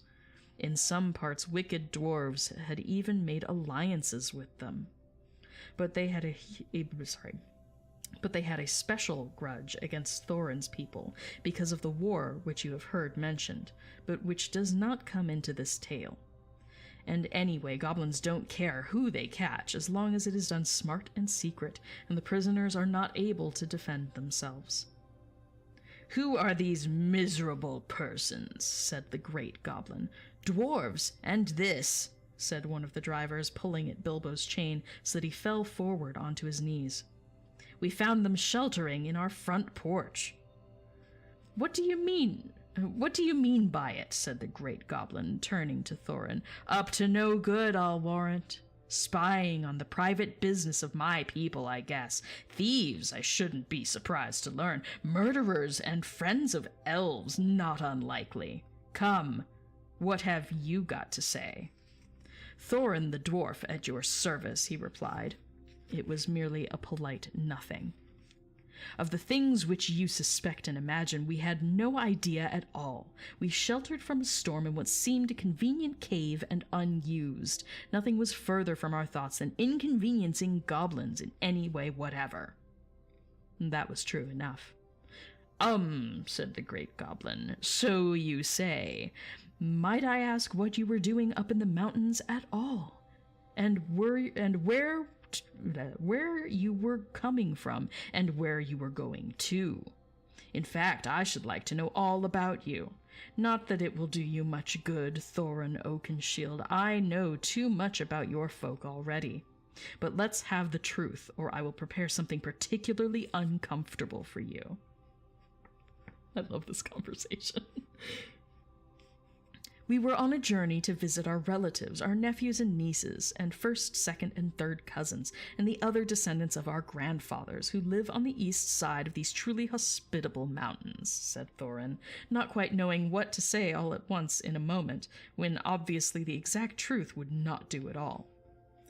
"He is a liar, oh truly tremendous one," said one of the drivers. "Several of our people were struck by lightning in the cave when we invited these creatures to come below, and they are as dead as stones. Also, he has not explained this." He held out the sword which Thorin had worn, the sword which came from the troll's lair. The great goblin gave a truly awful howl of rage when he looked at it, and all his soldiers gnashed their teeth, clashed their shields, and stamped. They knew the sword at once. It had killed hundreds of goblins in its time, when the fair elves of Gondolin hunted them in the hills, or did battle before their walls. They had called it Orcrist, Goblin Cleaver, but the goblins called it simply Biter. They hated it, and hated worse anyone that carried it. "Murderers and elf friends," the great goblin shouted. "Slash them, beat them, bite them, gnash them, take them away to dark holes full of snakes, and never let them see the light again." He was in such a rage that he jumped off his seat and himself rushed at Thorin with his mouth open. Just at that moment, all the lights in the cavern went out, and a great fire went off, poof, into a tower of blue glowing smoke, right up to the roof that scattered piercing white sparks all among the goblins. The yells and yammering, croaking, gibbering and jabbering, howls, growls and curses, shrieking and shrieking that followed were beyond description. Several hundred wild cats and wolves being roasted slowly alive together would not have compared with it. The sparks were burning holes in the goblins, and the smoke that now fell from the roof made the air too thick for even their eyes to see through. Soon they were falling over one another and rolling in heaps on the floor, biting and kicking and fighting as if they had all gone mad. Suddenly a sword flashed in its own light.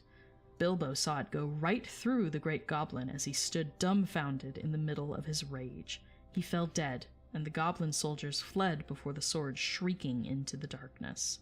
The sword went back into its sheath. "Follow me, quick!" said a voice fierce and quiet. And before Bilbo understood what had happened, he was trotting along again, as fast as he could trot, at the end of the line, down more dark passages with the yells of the goblin hall growing fainter behind him. A pale light was leading them on. "Quicker, quicker," said the voice. "The torches will soon be relit." "Half a minute," said Dori, who was at the back next to Bilbo, and a decent fellow.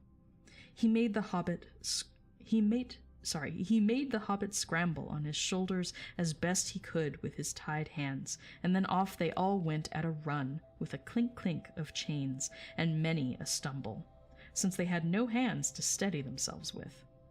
Not for a long while did they stop, and by that time they must have been right down to the very mountain's heart. Then Gandalf lit up his wand. Of course it was Gandalf, but just then they were too busy to ask how he got there. He took out his sword again, and again it flashed in the dark by itself. It burned with a rage that made it gleam if goblins were about. Now it was bright as blue flame for delight in the killing of the great lord of the cave. It made no trouble whatever of cutting through the goblin chains and setting all the prisoners free as quickly as possible. The sword's name was Glamdring the Foehammer, if you remember. The goblins just called it Beater. They hated it worse than Biter, if possible. Orcris, too, had been saved, for Gandalf had brought it along as well, snatching it from one of the terrified guards. Gandalf thought of most things, and though he could not do everything, he could do a great deal for friends in a tight corner. "Are we all here?" said he, handing his sword back to Thorin with a bow. "Let me see. 1, that's Thorin. 2, 3, 4, 5, 6, 7, 8, 9, 10, 11. Where are Philly and Killy? Here they are, 12, 13, and here's Mr. Baggins, 14. Well, well, it might be worse, and then again it might be a good deal better. No ponies, no food, and no knowing quite where we are, and hordes of angry goblins just behind. On we go." On they went. Gandalf was quite right. They began to hear goblin noises and horrible cries far behind in the passages they had come through. That sent them on faster than ever, and as poor Bilbo could not possibly go half as fast, for dwarves can roll along at a tremendous pace, I can tell you, when they have to, they took it in turn to carry him on their backs. Still, goblins go faster than dwarves, and these goblins knew the way better. They had made the paths themselves, and were madly angry. So that do what they could, the dwarves heard the cries and howls getting closer and closer. Soon they could hear even the flap of the goblin feet, many, many feet, which seemed only just around the last corner. The blink of red torches could be seen behind them in the tunnel they were following, and they were getting deadly tired. Why, oh why, did I ever leave my hobbit hole, said poor Mr. Baggins, bumping up and down on Bomber's back. Why, oh why, did I ever bring a wretched little hobbit on a treasure hunt, said poor Bomber, who was fat and staggered along with the sweat dripping down his nose in his heat and terror. At this point, Gandalf fell behind, and Thorin with him. They turned a sharp corner. "About turn!" he shouted. "Draw your sword, Thorin!" There was nothing else to be done, and the goblins did not like it. They came scurrying round the corner in full cry, and found Goblin Cleaver and Foehammer shining cold and bright right in their astonished eyes. The ones in front dropped their torches and gave one yell before they were killed. The ones behind yelled still more, and leapt back, knocking over those that were running after them. "Biter and beater!" they shrieked. And soon they were all in confusion, and most of them were hustling back the way they had come. It was quite a long while before any of them dared to turn that corner. By that time the dwarves had gone on again, a long, long way on into the dark tunnels of the goblins' realm. When the goblins discovered that, they put out their torches and they slipped on soft shoes, and they chose out their very quickest runners with the sharpest ears and eyes. These ran forward as swift as weasels in the dark, and with hardly any more noise than bats. That is why neither Bilbo, nor the dwarves, nor even Gandalf heard them coming, nor did they see them. But they were seen by the goblins that ran silently up behind, for Gandalf was letting his wand give out a faint light to help the dwarves as they went along. Quite suddenly, Dory, now at the back, again carrying Bilbo, Let me try that again. Quite suddenly, Dory, now at the back again carrying Bilbo, was grabbed from behind in the dark. He shouted and fell, and the hobbit rolled off his shoulders into the blackness, bumped his head on a hard rock, and remembered nothing more. Thus ends Chapter 4. Ooh. I love reading action. I feel like I sink into the rhythm a little bit better when there's a lot going on.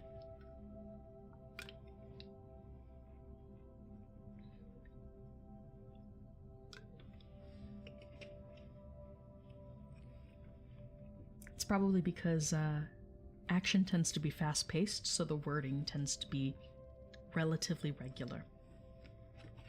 Versus some of the more meandering passages in the story, the word order is a little bit off from what I'm used to as an American. An American in this day and age. Because remember, this was published in 1937. 1937 and 38. Alright, we still have one more chapter. One more chapter to go. And this is the classic Riddles in the Dark. So this will take us to the other side of the mountains. And then we'll pause for the day. Alright. So with the action still thrumming, let's continue. Chapter 5, Riddles in the Dark. When Bilbo opened his eyes, he wondered if he had, for it was just as dark as with them shut. No one was anywhere near him, and just imagine his fright. He could hear nothing, see nothing, and he could feel nothing except the stone of the floor. Very slowly he got up and groped about on all fours, till he touched the wall of the tunnel. But neither up nor down could he find anything?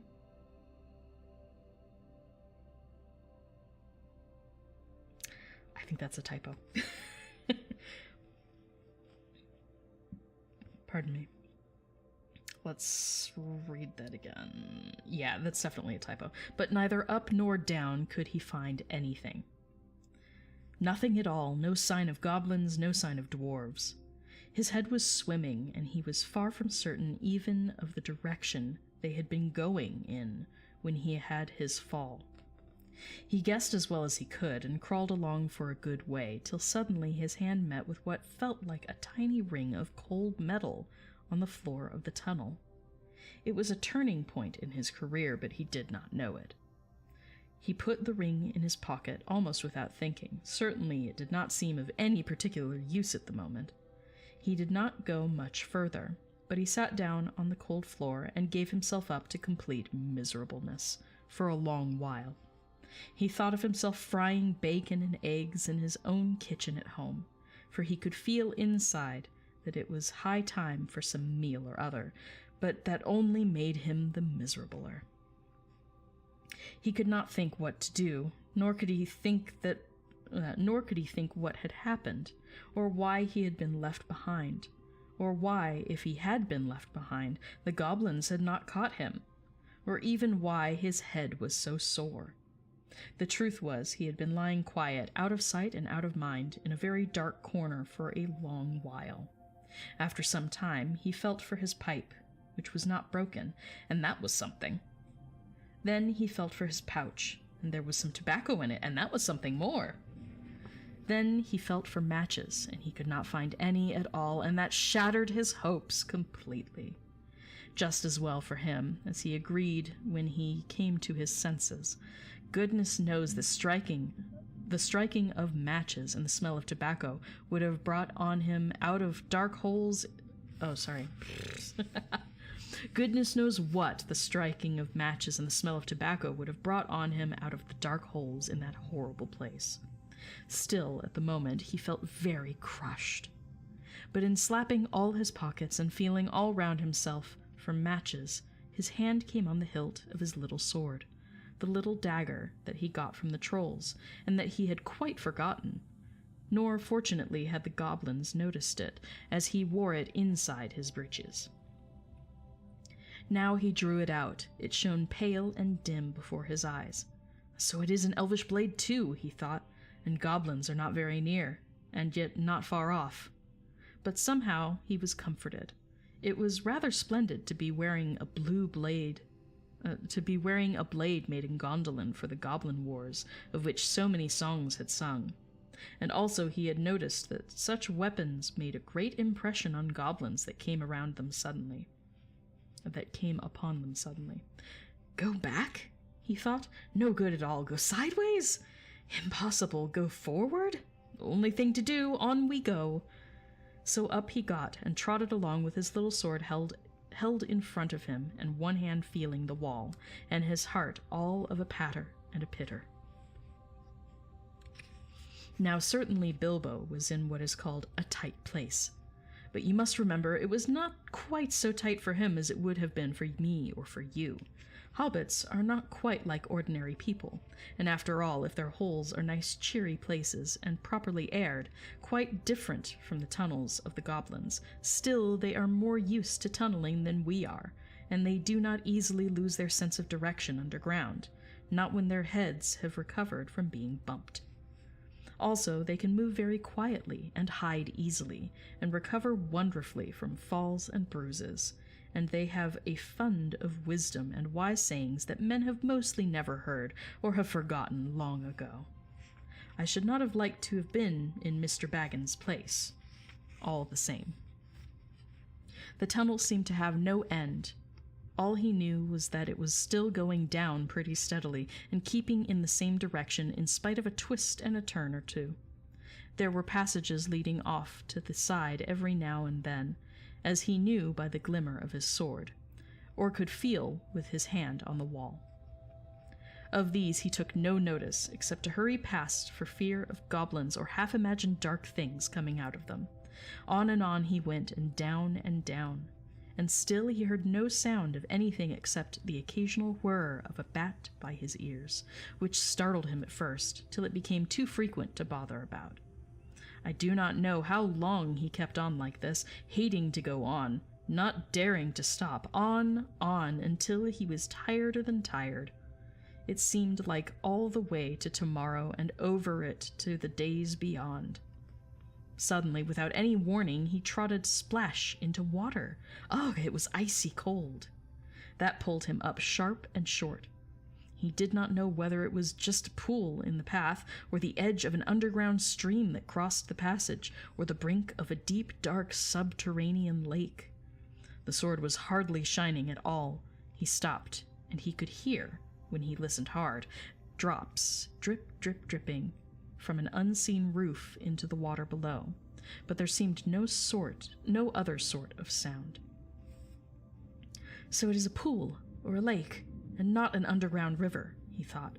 Still, he did not dare to wade out into the darkness. He could not swim, and he thought, too, of nasty, slimy things, with big, bulging, blind eyes wriggling in the water. There are strange things living in the pools and lakes in the hearts of the mountains. Fish whose fathers swam in, goodness only knows how many long years ago, and never swam out again, while their eyes grew bigger and bigger and bigger from trying to see in the blackness. Also, there are other things more slimy than fish.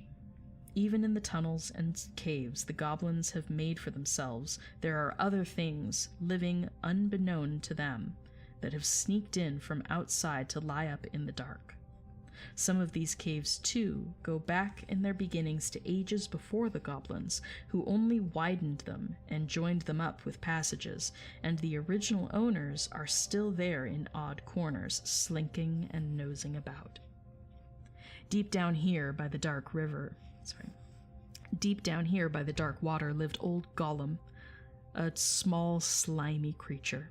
I don't know where he came from, nor who or what he was. He was Gollum, as dark as darkness, except for two big, round, pale eyes in his thin face. He had a little boat, and he rowed about quite quietly on the lake. For lake it was, wide and deep and deadly cold.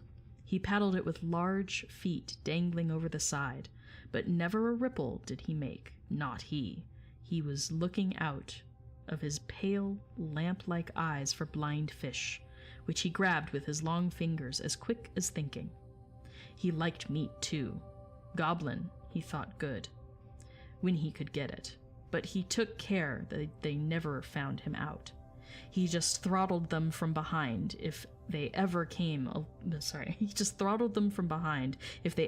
down alone anywhere near the edge of the water while he was prowling about. They very seldom did, for they had a feeling that something unpleasant was lurking down there, down at the very roots of the mountain. They had come on the lake when they were tunneling down long ago, and they found they could go no further. So their road ended in that direction, and there was no reason to go that way, unless the great goblin sent them. Sometimes he took a fancy for fish from the lake, and sometimes neither goblin nor fish came back. Actually, Gollum lived on a slimy island of rock in the middle of the lake. He was watching Bilbo now from the distance with his pale eyes like telescopes. Bilbo could not see him, but he was wondering a lot about Bilbo, for he could see that he was no goblin at all. Gollum got into his boat and shot off from the island, while Bilbo was sitting on the brink, altogether flummoxed at the end of his way and his wits. Suddenly up came Gollum and whispered and hissed, "Bless us and splash us, my precious." Should I do the voice? "Bless us and splash us, my precious. I guess it's a choice feast. At least a tasty morsel it'd make us, Gollum." Gollum. And when he said Gollum, he made a horrible swallowing noise in his throat. That is how he got his name, though he always called himself my precious. Precious. The Hobbit jumped nearly out of his skin when the hiss came in his ears, and he suddenly saw the pale eyes sticking out at him. "Who are you?" he said, thrusting his dagger in front of him. "What is he, my precious?" whispered Gollum, who always spoke to himself, though never having anyone else to speak to. This is what he had come to find out, for he was not really very hungry at the moment, only curious. Otherwise, he would have grabbed first and whispered afterwards. "I am Mr. Bilbo Baggins. I have lost the dwarves, and I have lost the wizard, and I don't know where I am, and I don't want to know, if only I can get away." "What's he got in his hands?" said Gollum, looking at the sword, which he did not quite like. "A sword, a blade that came out of Gondolin," said Gollum, and became quite polite. Perhaps we'll sit here and chat for the bitsy, my precious. It likes riddles, perhaps it does it? He was anxious to appear friendly, at any rate for the moment, and until he had found out more about the sword and the Hobbit, whether he was quite alone really, whether he was good to eat, and whether Gollum was really hungry. Riddles were all he could think of. Asking them and sometimes guessing them had been the only game he had ever played with other funny creatures sitting in their holes in the long, long ago, before he lost all his friends and was driven away alone and crept down into the dark under the mountains. Very well, said Bilbo, who was anxious to agree, until he found out more about the creature, whether he was quite alone, whether he was fierce or hungry, and whether he was a friend of the goblins. You ask first, he said, because he had not had time to think of a riddle, so Gollum hissed. What has roots as nobody sees? Is taller than trees, up it goes, and yet never grows. Easy, said Bilbo. Mountain, I suppose. Does it guess easy? It must have a competition with us, my precious. If Precious asks, and it doesn't answer, we eats it, my precious. If it asks us, and we doesn't answer, and we doesn't answer, then we does what it wants, eh? We shows it the way out, yes. All right, said Bilbo, not daring to disagree, and nearly bursting his brain to think of riddles that could save him from being eaten. 30 white horses on a red hill. First they champ, then they stamp, then they stand still. That was all he could think of to ask. The idea of eating was rather on his mind. It was rather an old one, too, and Gollum knew the answer as well as you do. Chestnuts! Chestnuts! He hissed. Teeth, my precious, but we only has 6. Then he asked his second. Voiceless, it cries. Wingless flutters. Toothless bites. Mouthless mutters. Half a moment, cried Bilbo, who was still thinking uncomfortably about eating. Fortunately, he had once heard something rather like this before, and getting his wits back, he thought of the answer. Wind! Wind, of course, he said. And he was so pleased that he made up one on the spot. This'll puzzle the nasty little underground creature, he thought. One moment. Hey there, KB Birdman.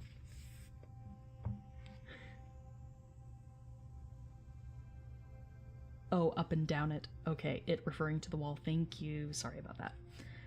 I'm like, wait, what?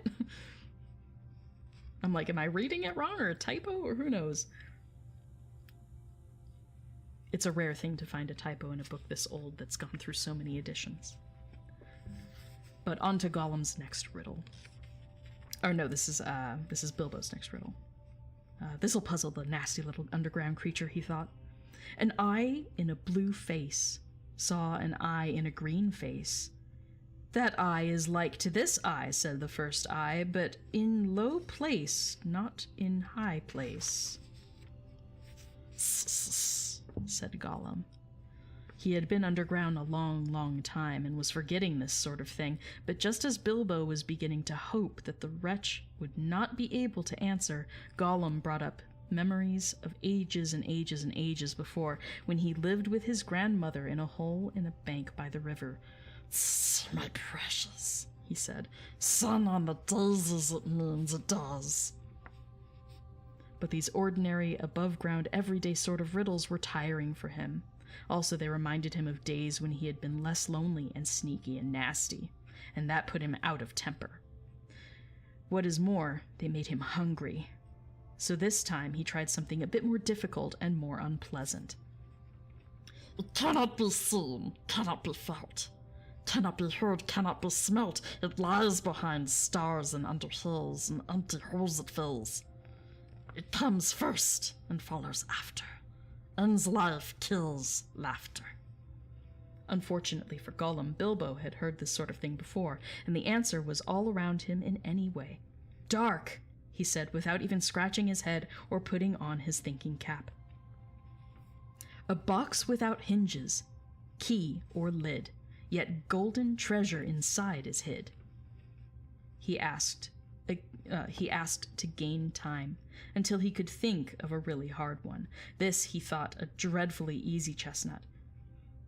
Though he had not asked it in the usual words, but it proved a nasty poser for Gollum. He hissed to himself, and still he did not answer. He whispered and spluttered. After some while, Bilbo became impatient. "Well, what is it?" he said. "The answer's not a kettle boiling over, as you seem to think from the noise you're making."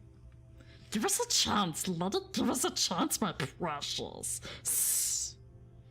"Well," said Bilbo, after giving him a long chance, "what about your guess?" But suddenly Gollum remembered thieving from nests long ago, and sitting under the riverbank teaching his grandmother to suck. "Eggs," he hissed. "Eggs it is." Then he asked, "Alive without breath, as cold as death, never thirsty, ever drinking, all in mail, never clinking." I can't with the voice. He also, in his turn, thought this was a dreadfully easy one, because he was always thinking of the answer, but he could not remember anything better at the moment. He was so flustered by the egg question. All the same, it was a poser for poor Bilbo, who never had anything to do with the water if he could help it. I imagine you know the answer, of course, or can guess it as easy as winking, since you are sitting comfortably at home and have not the danger of being eaten to disturb your thinking. Bilbo sat and cleared his throat once or twice, but no answer came. After a while, Gollum began to hiss with pleasure to himself. "Is it nice, my precious? Is it juicy? Is it sumptuously crunchable?" He began to peer at Bilbo out of the darkness. "Half a moment," said the hobbit, shivering. "I gave you a good long chance just now." "It must make haste, said Gollum, beginning to climb out of his boat onto the shore to get at Bilbo.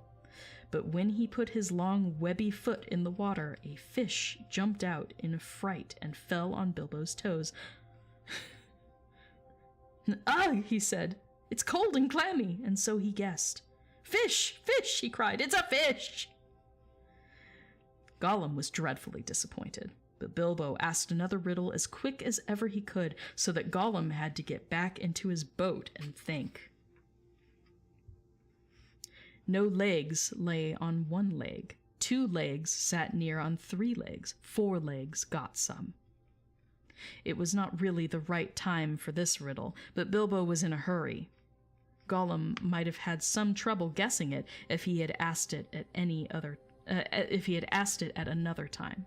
As it was, talking of fish, no legs was not so very difficult, and after that the rest was easy.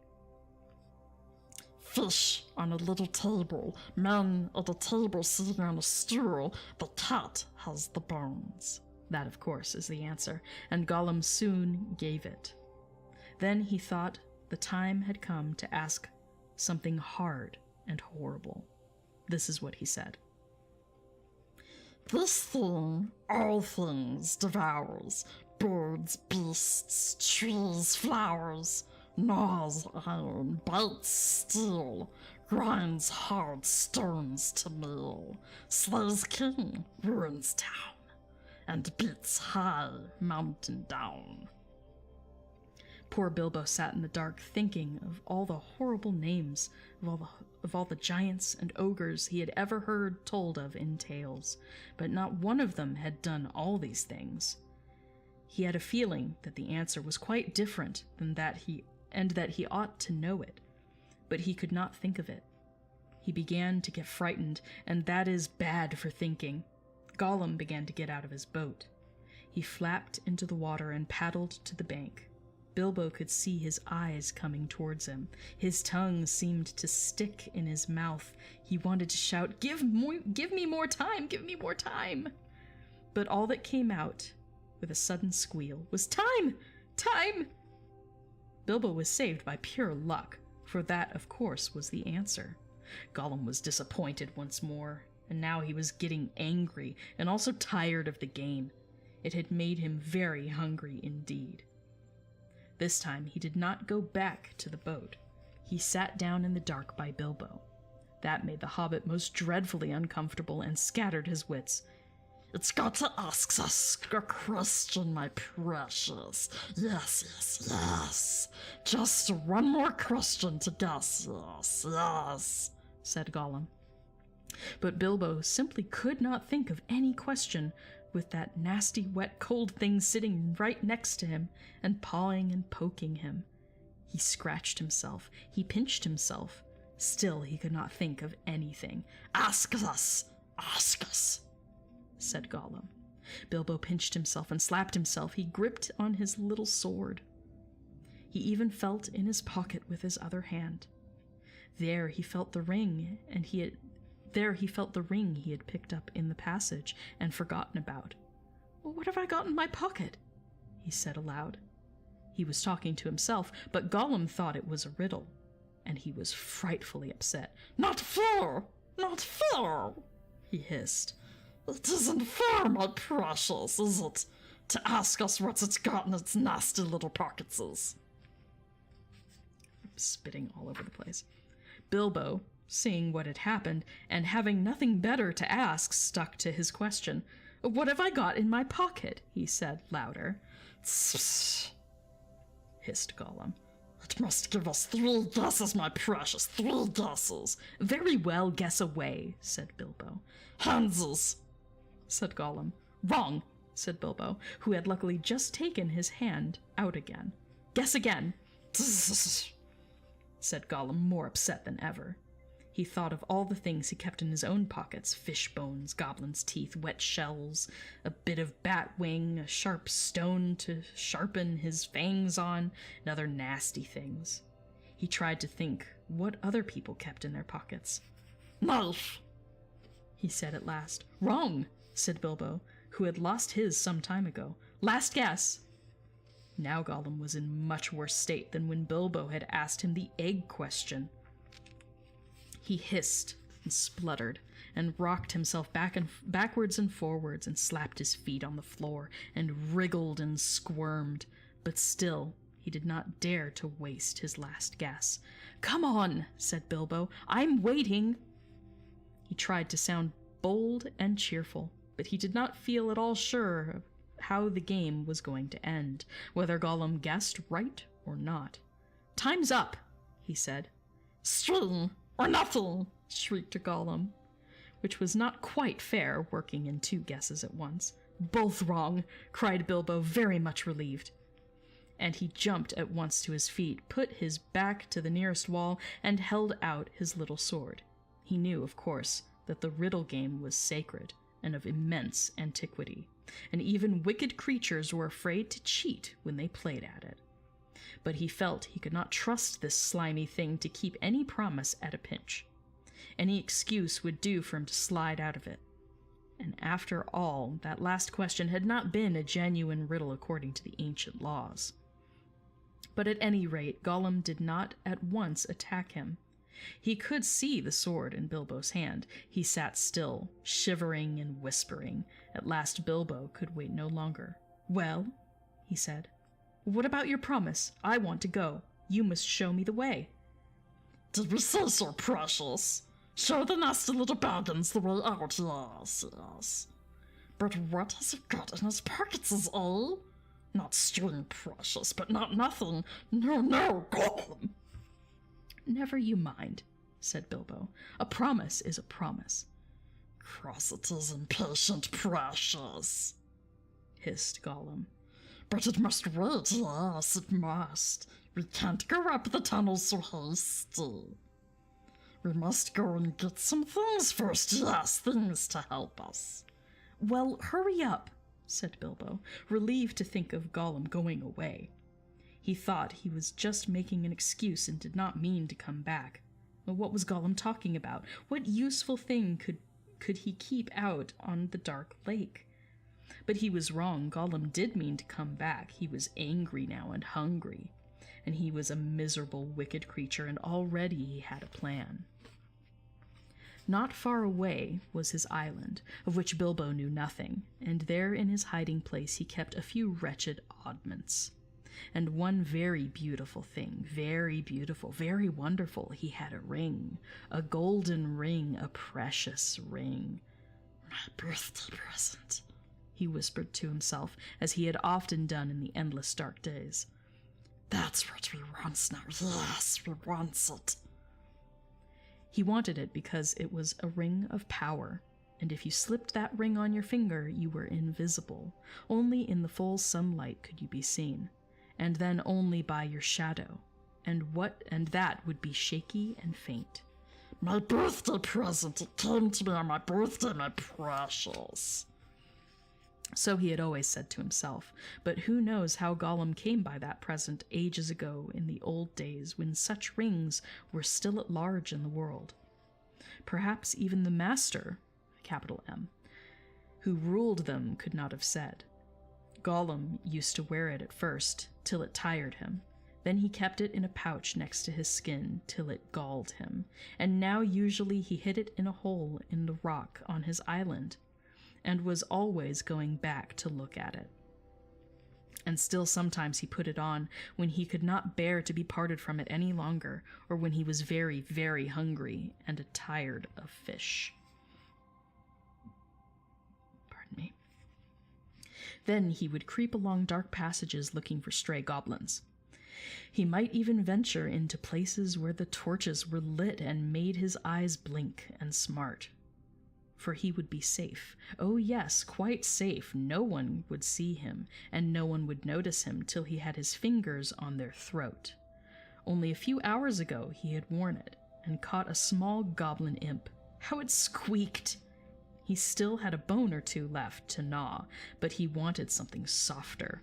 Quite safe, yes, he whispered to himself. It won't see us, will it, my precious? No. It won't see us, and its nasty little sword will be useless. Yes, quite. That is what was in his wicked little mind, as he slipped suddenly from Bilbo's side and flapped back to his boat and went off into the dark. Bilbo thought he had heard the last of him. Still, he waited a while, for he had no idea how far for he had no idea how to find his way out alone. Eyes are crossing.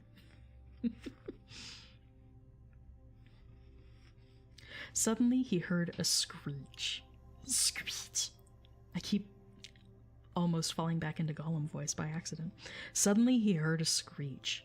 It sent a shiver down his back. Gollum was cursing and wailing away in the gloom, not very far off by the sound of it. He was on his island, scrabbling here and there, searching and seeking in vain. Where is it? Where is it? Bilbo heard him crying. Lost it is, my precious, lost. Lost, curse us and crush us, my precious is lost. What's the matter? Bilbo called. What have you lost? Mustn't ask us, shrieked Gollum. Not his business, no, Gollum. It's lost. Gollum, Gollum, Gollum.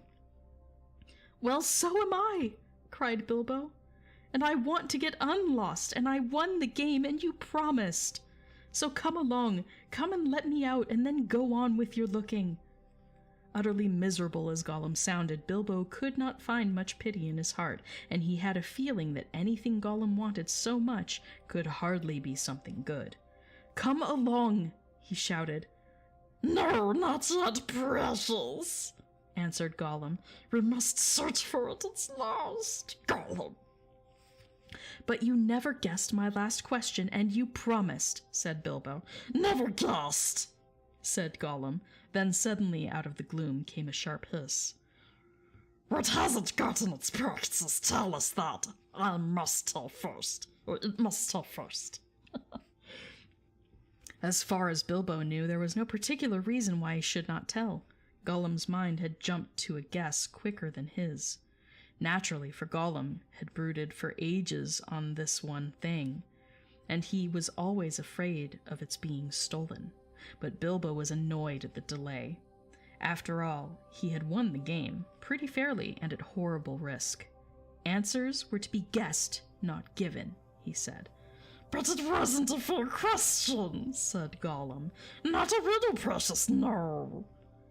Oh well, if it's a matter of ordinary questions, Bilbo replied. Then I asked one first. What have you lost? Tell me that. What has it got in its pockets? The sound came hissing louder and sharper, and as he looked towards it, to his alarm, Bilbo now saw two small points of light peering at him. As suspicion grew in Gollum's mind, the light of his eyes burned with a pale flame. What have you lost? Bilbo persisted. But now the light of Gollum's eyes had become a green fire, and it was coming swiftly nearer. Gollum was in his boat again, paddling wildly back to the dark shore, and such a rage of loss and suspicion was in his heart that no sword had any more terror for him. Bilbo could not guess what had maddened the wretched creature, but he saw that all was up, and that Gollum meant to murder him at any rate. Just in time he turned and ran blindly back up the dark passage down which he had come, keeping close to the wall and feeling it with his left hand. What has it got in its pockets? He heard the hiss loud behind him, and the splash as Gollum leapt from his boat. What have I wonder? He said to himself as he panted and stumbled along. He put his left hand in his pocket. The ring felt very cold as it quietly slipped onto his groping forefinger. The hiss was close behind him, and he turned now and saw Gollum's eyes like small green lamps coming up the slope. Terrified, he tried to run faster, but suddenly he struck his toes on a snag on the floor and fell flat with his little sword under him. In a moment Gollum was on him, but before Bilbo could do anything, recover his breath, pick himself up, or wave his sword, Gollum passed by, taking no notice of him, cursing and whispering as he ran. What could it mean? Gollum could see in the dark. Bilbo could see the light of his eyes shining palely even from behind. Painfully he got up and sheathed his sword, which was now glowing faintly again. Then very cautiously he followed. There seemed nothing else to do. It was no good crawling back down to Gollum's water. Perhaps if he followed him, Gollum might lead him to some way of escape without meaning to. Curse it! Curse it! Curse it! Hissed Gollum. Curse the Baggins, it's gone! What has it got in its pockets? Oh, we guess, my precious has found it. Yes, he must have. My birthday present. Bilbo pricked up his ears. He was at last beginning to guess himself. He hurried a little, getting as close as he dared behind Gollum, who was still going quickly, not looking back, but turning his head from side to side as Bilbo could see from the faint glimmer on the walls. My birthday present, curse it! How did we lose it, my precious? Yes, that's it! When we came this way last, when we twisted that nasty young squiggle, that's it, curse it! It slipped from us. After all these ages and ages, it's gone! Gollum! Suddenly, Gollum sat down and began to weep, a whistling and gurgling sound horrible to listen to. Bilbo halted and flattened himself against the tunnel wall. After a while, Gollum stopped weeping and began to talk. He seemed to be having an argument with himself. It's no good going back to there to search, no. We doesn't remember all the ways we visited. It's no use. The Baggins has got it in its pockets. The nasty knows where he's found it, we says. We guesses, precious. Only guesses. We can't know. until we find the nasty creature and squeezes it. But it doesn't know what the present can do, does it? It'll just keep it in its pockets. It doesn't know, and it can't go far. It's lost itself, the nasty nosy thing. It's hard to talk like this. It doesn't know the ways out. It said so. It said so, yes, but it's tricksy. It doesn't say what it means. It won't say what it's got in its pockets. It knows. It knows a way in. It must know a way out, yes. It's off to the back door. To the back door, that's it. The goblins will catch it then. It can't get out that way, precious. Gollum. Goblins. Yes. But if it's got the present, our precious present, then goblins will get it, Gollum. They'll find it. They'll find out what it does. We shan't ever be safe again. Never, Gollum. One of the goblins will put it on, and then no one will see him. He'll be there, but not seen. Not even our clever eyes will notice him. And he'll come creepsy and tricksy and catch us. Gollum, go. Then let's stop talking, precious, and make haste. If the Bagginses has gone that way, we must go quick and see. Go. Not far now, make haste. Yikes with the voice. I can't even do it. I'm sorry, Andy Serkis. You do this so much better than me. With a spring, Gollum got up and started shambling off at a great pace. Bilbo hurried after him, still cautiously, though his chief fear now was of tripping on another snag and falling with a noise. His head was in a whirl of hope and wonder. It seemed that the ring he had was a magic ring. It made you invisible. He had heard of such things, of course, in old tales, but it was hard to believe that he really had found one by accident. Still, there it was. Gollum with his bright eyes had passed him by, only a yard to one side.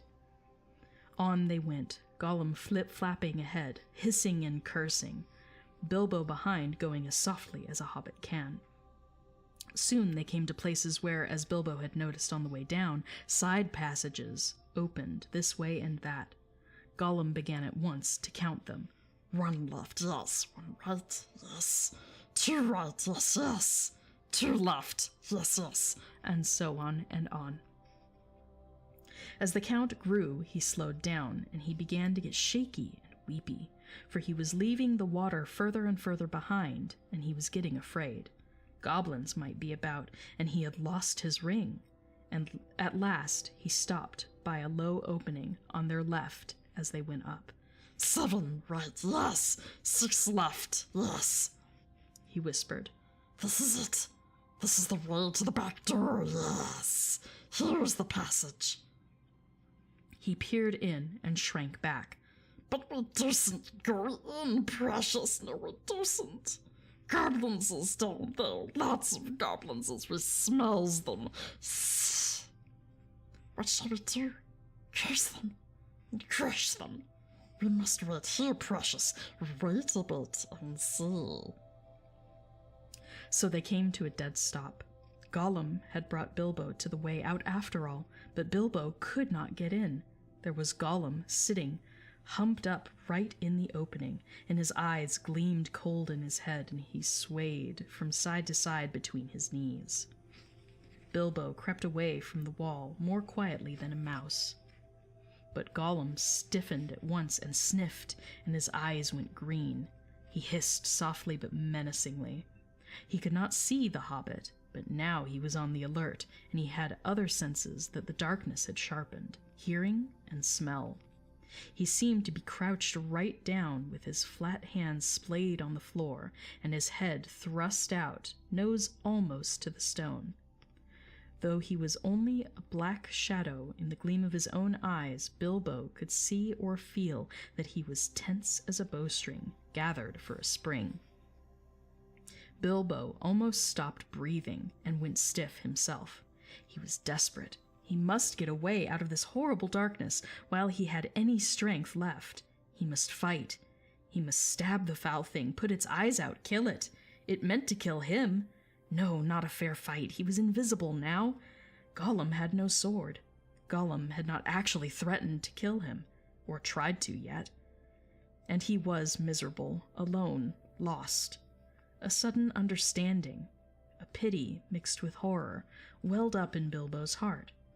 A glimpse of endless unmarked days without light or hope or betterment.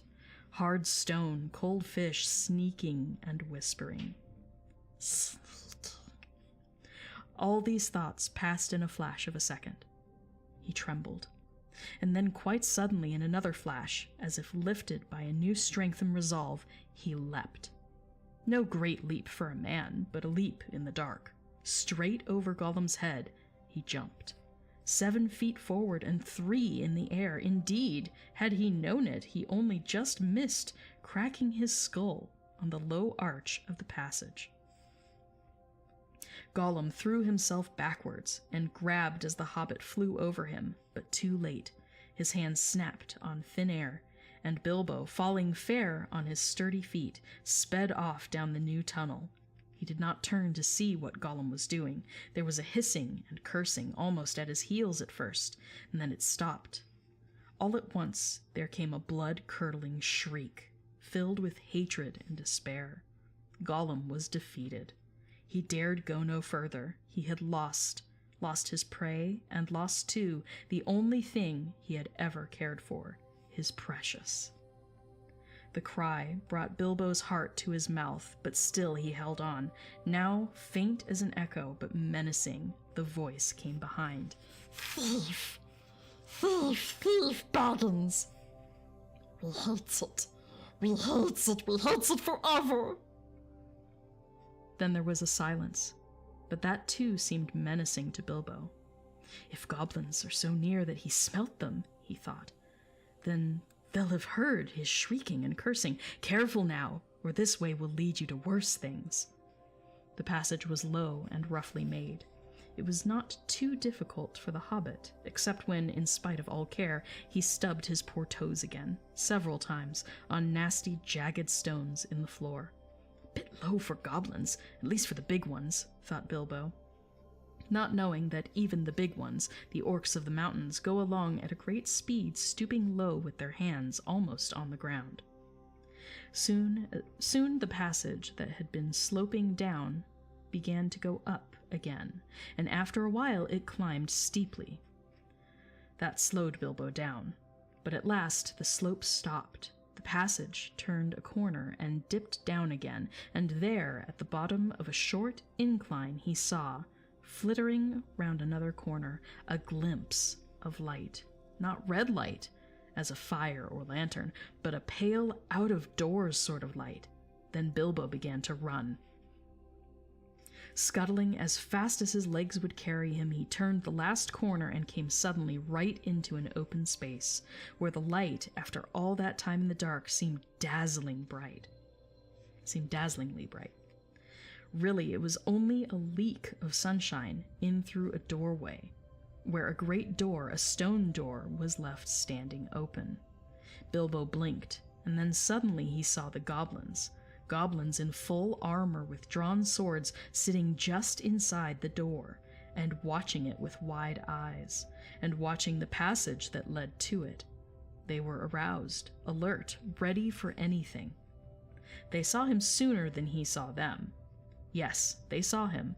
Whether it was an accident or a last trick of the ring before it took a new master, it was not on his finger. With yells of delight, the goblins rushed upon him. A pang of fear and loss, like an echo of Gollum's misery, smote Bilbo, and forgetting even to draw his sword, he struck his hands into his pockets. And there was the ring still, in his left pocket, and it slipped on his finger. The goblins stopped short. They could not see a sign of him. He had vanished.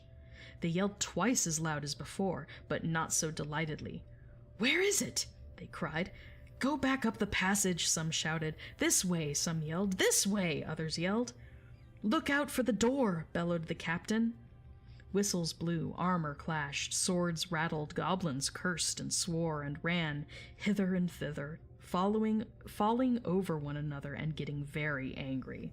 There was a terrible outcry, to-do, and a disturbance. Bilbo was dreadfully frightened, but he had had the sense to understand what had happened and to sneak behind a big barrel which held drink for the goblin guards, and so get out of the way and avoid being bumped into, trampled to death, or caught by feel. "I must get to the door, I must get to the door," he kept on saying to himself. But it was a terrible there's no word terrible there. I don't know why I'm inserting it. I must get to the door. I must get to the door, he kept on saying to himself, but it was a long time before he ventured to try. Then it was like a horrible game of blind man's bluff. The place was full of goblins running about, and the poor little hobbit dodged this way and that, was knocked over by a goblin who could not make out what he had bumped into, scrambled again on all fours, slipped between the legs of the captain just in time, got up and ran for the door. It was still ajar, but a goblin had pushed it nearly to. Bilbo struggled, but he could not move it. He tried to squeeze through the crack. He squeezed, and he stuck. It was awful. His buttons had got wedged on the edge of the door and the doorpost. He could see outside into the open air. There were a few steps running down into a narrow valley between the tall mountains. The sun came out from behind a cloud and shone bright on the outside of the door, but he could not get through. Suddenly, one of the goblins inside shouted, "There's a shadow by the doors! Something's outside!" Bilbo's heart jumped into his mouth. He gave a terrific squirm. Buttons burst off in all directions. He was through, with a torn coat and waistcoat, leaping down the steps like a goat, while bewildered goblins were still picking up his nice brass buttons on the doorstep. Of course, they soon came down after him, hooting and hallooing, and hunting among the trees, but they didn't like the sun. It makes their legs wobble and their heads giddy. They could not find Bilbo with the ring on, slipping in and out of the shadows of the trees, running quick and quiet and keeping out of the sun. So soon they went back grumbling and cursing to guard the door. Bilbo had escaped. And thus ends chapter 5. And that is where we're going to pause for the day. Longer stream than intended, but I got sidetracked a few times. So probably about a 2-hour reading. I hope I never have to do the Gollum voice again. Precious. It tightens the throat in a really weird way. Hats off to Andy Serkis, who just does it like it's nothing. But he knows how to do, that gravelly stuff without hurting his larynx. I'm feeling an ache, which means I was definitely doing it wrong. Vocal fry.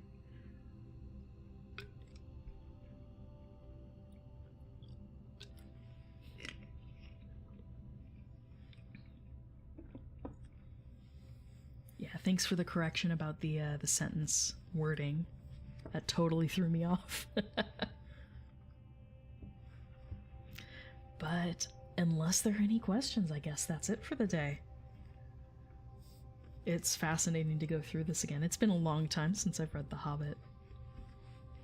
It's a much easier read in general. There's a lot of action. Everything moves pretty quickly. Yeah. Yeah, there's a sentence every so often where I'm just like, and my eyes do cross after a while, which is why I was putting terrible in there, because horrible was right under it on the next line. So my brain was mixing the words together. That's what happens when you read aloud for over an hour and a half, I guess. All right, so next time we'll be starting with chapter 6, which is Out of the Frying Pan into the Fire. So Bilbo's finally out of the mountains. So let's see. I'm going to 120, I believe. 128. Okay, so we'll be doing chapters 6 and 7 next week, which, like I said, is Out of the Frying Pan into the Fire and Queer Lodgings. Queer Lodgings. Unfortunately, that's not the use of queer. It's a different queer. But yeah, so we will basically take Bilbo from the east side of the mountains to the western border of Mirkwood in the next reading. And then we'll hit Mirkwood, which is flies and spiders. Ooh, I can't wait. This is so much fun to read again. Alrighty. So we're on page 84, going at about 40 pages each time we read. So about 40 pages a week. So hopefully people are enjoying this. I'm very much enjoying it, which I guess is the important thing, right? So if anybody is interested in other streams, we'll see how I'm feeling later today. I definitely need to get some food in me. But if I'm feeling up for it, I might do a stream tonight. I'm not sure if it'll be an ASMR stream. More likely it'll be a crafting stream, because I do have my overhead cam. I could do some crafting, and I do need to get some more of my starscapes done. So we may do that. We may do a starscape crafting stream, just for fun. Just to chillax for a bit. But you'll get to see me using all of these really pretty polishes, the multi-chrome polishes and magnetic polishes and all that fun stuff. I have quite a few things I need to make up, so I'll be doing that. But to anybody who's still stuck around, thank you so much for being here. Too bad that my TikTok stream got banned. But we'll see how long that lasts. It might ban me from being on live for a few days. It did last time. Silly clock app. That's why I'm trying to diversify and make sure that I get stuff done here on YouTube and Twitch too. Cause come on. But I will be attempting to repost some of my TikTok videos over on YouTube as shorts as well. So I need to get working on that. There's so much for me to do. And I do have another family member visiting this weekend. So we'll try and do the crafting stream later tonight if I'm feeling up for it. Otherwise, I'll just craft on my own. Just put on some K-pop and craft. Because I need to get those done for my family member that's visiting this weekend. Cutting it a little closer than I like. I think they show up tomorrow. So, fun times. I also have a lot of other videos that I'm going to try to at least get scripted, if not filmed and posted. I sat down and I watched the entirety of The Lord of the Rings over the course of, I think, 2 days. So I watched all of it, all 3 extended editions, and I wrote down literally every detail that I knew lore about. or something that someone might have a question about. You know, what are they talking about here? They say this, but I don't know what that means because I haven't read the books. I wrote down every little idea I could for a bit of content, and there are over 120. There are over 120 different little ideas that I wrote down in my notebook. So I've started on them. I'm going chronologically through the movies, which means we started with my recent video about the Rings of Power, and I'm going to continue on that to explain the 3, the 7, and the 9. So there will be 3 videos on the 3 different groupings of the rings. I might do one about the One Ring as well, but we'll see. We'll see. Because it would be interesting to look at all of the instances in which the One Ring was used, and maybe the draw that it has to the Nazgul, that sort of stuff. So 4 videos then, about all the Rings of Power. And then we'll be talking about the Battle of Last Alliance, because that's what happens in the prologue. So I think I'll just go chronologically through all my notes and we'll hit on everything that people might have questions about. Then I can put it on when I finally get over 50k, which hopefully will happen soon in the course of me doing all these videos. I hope it does. Hopefully I will get to the point where I have 50,000 followers over on TikTok, which will allow me to do things in playlists, which will be so nice. It'll be so nice to be able to organize my feed into playlists. But this way, I could put them in a playlist, and if people wanted to just watch the movies, they could follow along the movies with all of my little video notes, my footnotes in video format. So I'm looking forward to doing that. It's a big project, but I'm looking forward to doing that and hopefully getting some more content out there and making myself a person that cannot be ignored. Because I want to go to London next time, darn it. It's not even that it was London, because there were amazing things that my friends got to do, but the main thing is they got to do it together. I want to hang out with all my TikTok friends in real life. That would be so cool. So that's ultimately the goal, and whether that happens through a company or it's just something that I coordinate with my friends, that's gonna be the goal. I think that's gonna be the goal. I would love to meet these people in person at some point, so I'm gonna make that happen somehow. Be it through promotional stuff or not. That is the goal. So I have lots of content planned. I'm still, like I said, making my notes, all my flashcard notes for the Elvish lessons. So I'm trying to get through those first. I want to get through the existing lessons. There are 45 of them. Get through the existing lessons, excuse me, and double check the actual book that Fiona Jowlings put out, which is a fan's guide to Neo Sindarin, because if I remember correctly, she told me that the book, the first edition of the book, which is what I have, is a bit more in-depth than these lessons go, which means there will be bits and pieces that have been lost in the newer lessons that I'm taking, which is basically her second edition in the works. She's been kind enough to share it with me as she works on it, which is amazing. So I'm going through the existing lessons in the second edition, and then I'm going to go back and see what bits and pieces were left out so I can make additional content out of that.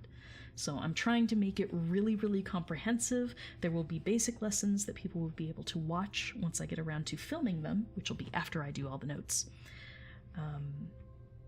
So I'll be doing the basic lessons. Those will be available for free, and then all of the supplemental material, all of the extra details to give you more depth into syntax and grammar and mutations and all that jazz.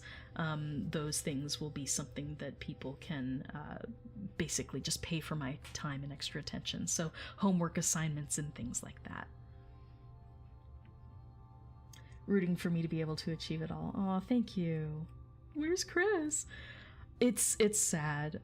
Don poked me prior a couple weeks ago. He poked me and was just like, do these dates mean anything to you? And I'm like, no. And I'm like, and I'm pretty sure you can't tell me whatever you're referring to, so I'm not gonna ask, but that you're even asking tells me that it's something big and I'm missing something. And I was just like, my numbers aren't there. My numbers aren't there yet. I'm not a big enough deal to be on people's radar. Though to Emily's credit, Emily doesn't have a huge following either, and she's been included in this stuff. So it's good. It's good. It means there's hope. It means there's hope. I just got to keep at it. But yeah, me and Jamie, Tangwar teacher, was also not invited. So, you know, we can be part of our Lonely Hearts band, but we'll get there eventually. Jamie has a larger following than I do. So there's no rhyme or reason sometimes, but I am hoping, whether it's me or somebody else, what I really want is queer representation. I would love for a queer person of color to be represented here. which isn't me. But I would love to have the, what's the word? My brain is blanking out because I just read too many words off of the page.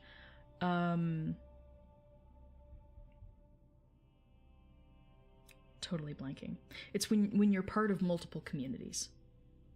Intersectional. I would love for an intersectional creator to be included to help represent the queer community with the promotion for the series. Maybe they're nervous. This is me, just pure speculation, but maybe they're nervous that by having someone on the promotional team who is queer, that I'm going to call them out on anything that's problematic, which I will. I will. I'll do it kindly. I'm not a complete dick, but I would call things out as I see them. Things that are queer-baity or problematic. But I would also celebrate any inclusion that's included in the show, and I hope there is something. I hope there's something. I hope there's something, and I hope it's not just two random characters in the background kissing like in Star Wars. Like, good for you, you've got a lesbian couple. And the rest is just queer-baited. So I'm hoping, you know, like, I'm a creator, I'm pretty level-headed, and I'm fair. I like to think I'm pretty fair when it comes to representation of my community within fiction. Because this is fiction. This is fan fiction of Tolkien's universe. And I'm very, very well versed in fan fiction, having been a fanfic author for years. So it's like, I feel like I have something to bring to the table. And hopefully, whether it's me or somebody else who's either in the fanfiction or queer community, or both, especially someone who's a fan of color, would be amazing. So if they can find someone intersectionally to you know, at least have a hand out to the queer community, that would be really great. That would be really great. Whether it's me or somebody else, that's what I want more than anything. Not LOTRBR related, but did you see Our Flag Means Death? Yes. I finally did. After it being all over all of my feeds, I finally looked it up. I found it on HBO Max and I watched it. I watched it all the way through. Well done. Well done. It was fun. The first episode had me howling. I was laughing so hard. And I needed humor when I watched it. And so it hit just what it needed to hit when I was watching it. But I enjoyed it. I liked it's not just a lesson in queer relationships. It's not meant to be just that. Our Flag Means Death is lovely because it's about building sustainable relationships with people around you, whether they're male or female or otherwise. It doesn't matter. It's a study on relationships. And you see all different dynamics between the different characters. And I think that's what's really nice about it. It's just a study in relationships. And it doesn't shy away from those relationships not being straight. So that's great. Another thing that gives me personal joy is... what's the character's name? Is it Jim or Tim? I think it's Jim. Jim Jam Jimmy Jim Jim Jam Jim. Jim, the like I don't even know what to call them. Because it's billed as being a female character who's been dressing as a male character, right?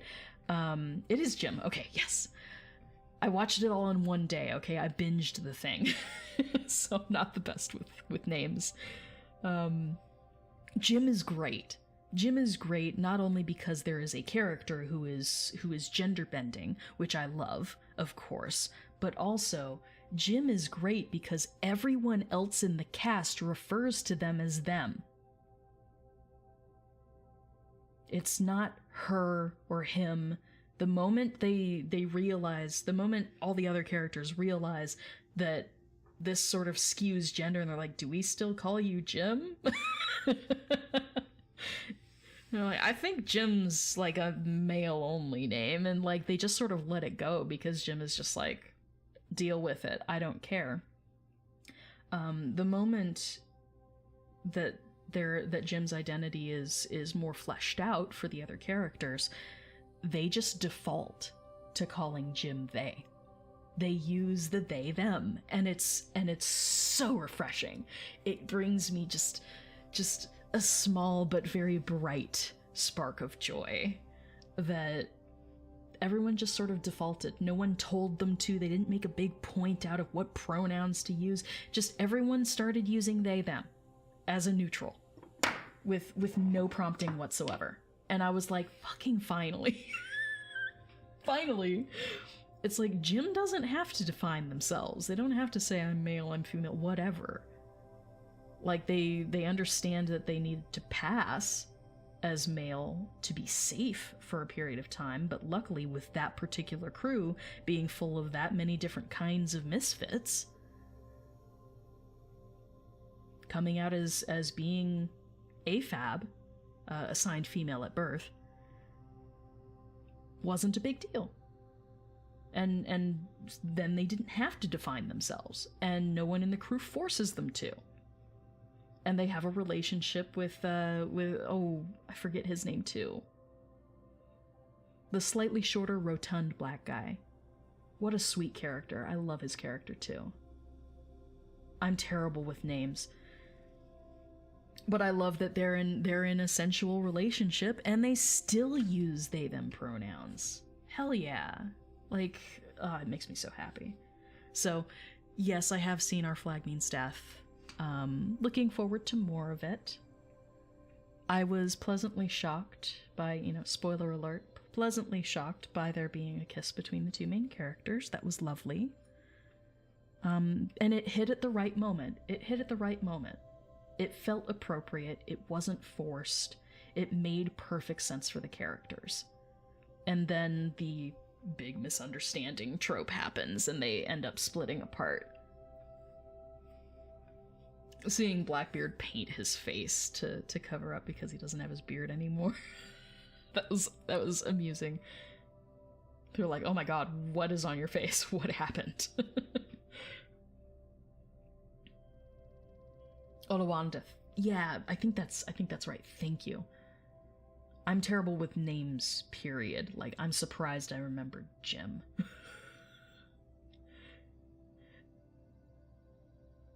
Because I can't even remember the main characters' names.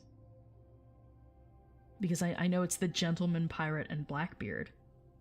Because their fandom names, their ship names are Gentlebeard and Black Bonnet. So I guess his last name, the Gentleman Pirate, is Bonnet. What was his first name though? That's the thing, is I'm terrible with names. I don't even remember. But fun characters, fun show. Right, non-binary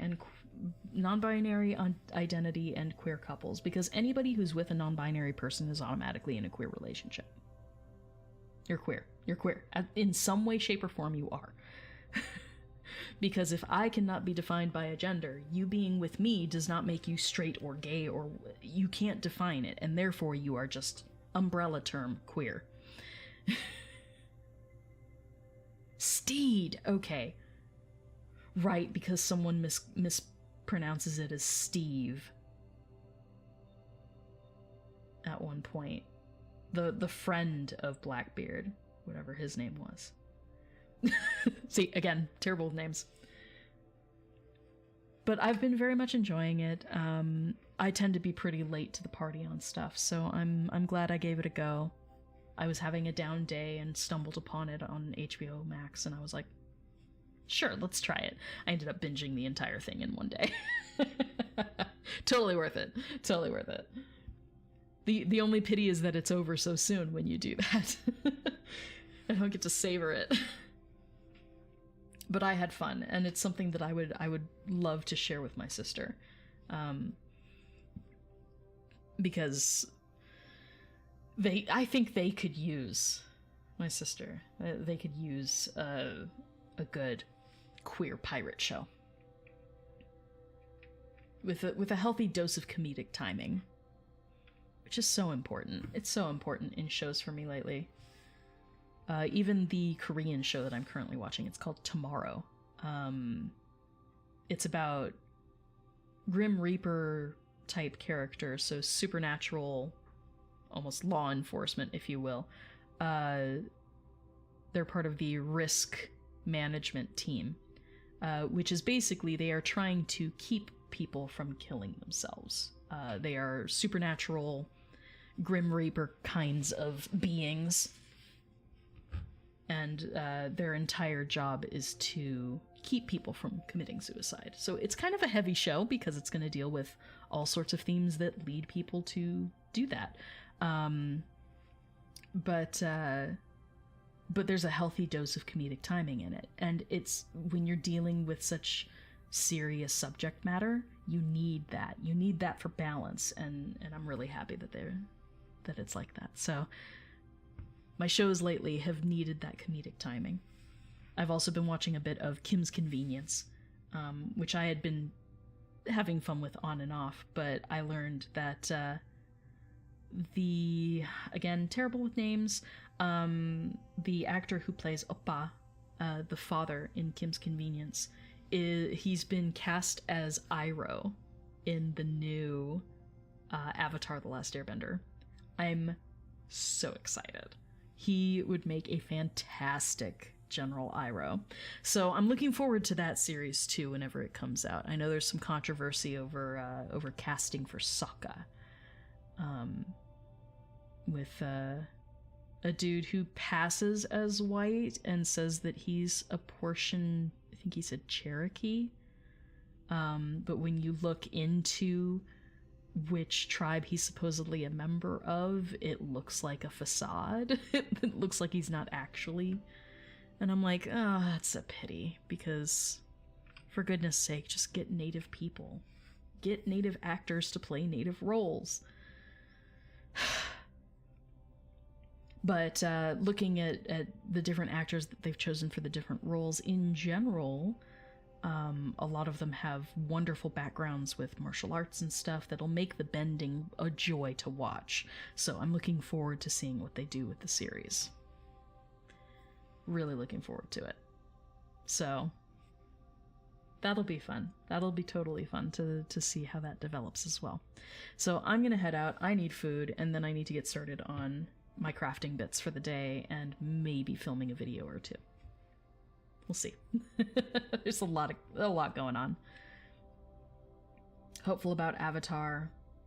Pulling that with Sokka's actor made you a bit skeptical. It decreases our trust, right? Just be open about it. Be like, okay, so we didn't cast a native person for this one character. Just be open about it. Don't try and obfuscate. Don't try and hide it. Because the truth will out. The truth always does. Someone always finds out. So if they did anything like that, it's going to reflect poorly on the entire production. And it shouldn't. You don't take the chance. Don't do it. Just be open about shit. You know, you'll still get flack for not casting a native actor, but you won't get as much flack for just saying as much. rather than people finding out you lied about it in addition. It makes things worse. So we'll see. I'm not delving too deeply into it. I tend to try and judge shows based on, you know, what I actually see the final product. But I never want to completely outright dismiss what is going on behind the scenes. Same thing with the Hobbit movies. It's why they get to me. Because the movies themselves it's enjoyable entertainment, even if it's not accurate to the books, of course not. But it's still enjoyable entertainment for the most part. But the background of what was going on in New Zealand in order to make the Hobbit films even be made in New Zealand, it taints the experience for me. So I'm sure that this will likely taint the experience for a lot of people, and that's a pity. That's a pity. So again, we'll see what happens. It's still in the making. I think they're only just starting shooting for that, right? So it's still a ways off. But looking forward to that. And yeah, I'm gonna get some food and chillax for a minute. I've been playing a lot of Stardew Valley. That's what I did late last night when I couldn't sleep. So I think I'm on like middle of year 6. I'm about to finish up the summer season of year 6 in my Stardew Valley game. So I'm just messing with my farm, and I have a couple friends who also play the game, so I've been secretly tricking out their cabins on my farm. So next time they come in, things are going to be really different. And I made sure that they left all of their tools behind as well. They unequipped all of their tools so I can upgrade their tools for them. So next time they come in, they will have fully upgraded tools, because I'm a good friend and I spent too much time on this game. But I'm gonna head out. Thank you guys for chilling out with me. Hopefully you guys are enjoying your own media lately. When it comes to TV shows and such, I can definitely recommend Our Flag Means Death. It's a fun show. And it doesn't take itself too seriously, which I enjoy. I also like that it's shorter episodes. Something with a comedic tilt like that, it makes sense to do half-hour episodes instead of full-hour ones. So I'm glad they went with that format. It just means that the season is really short. It's only 5 hours of material. It's 10 half-hour episodes. But I've been enjoying it. Definitely can recommend. If you have HBO Plus or HBO Max, definitely check that out.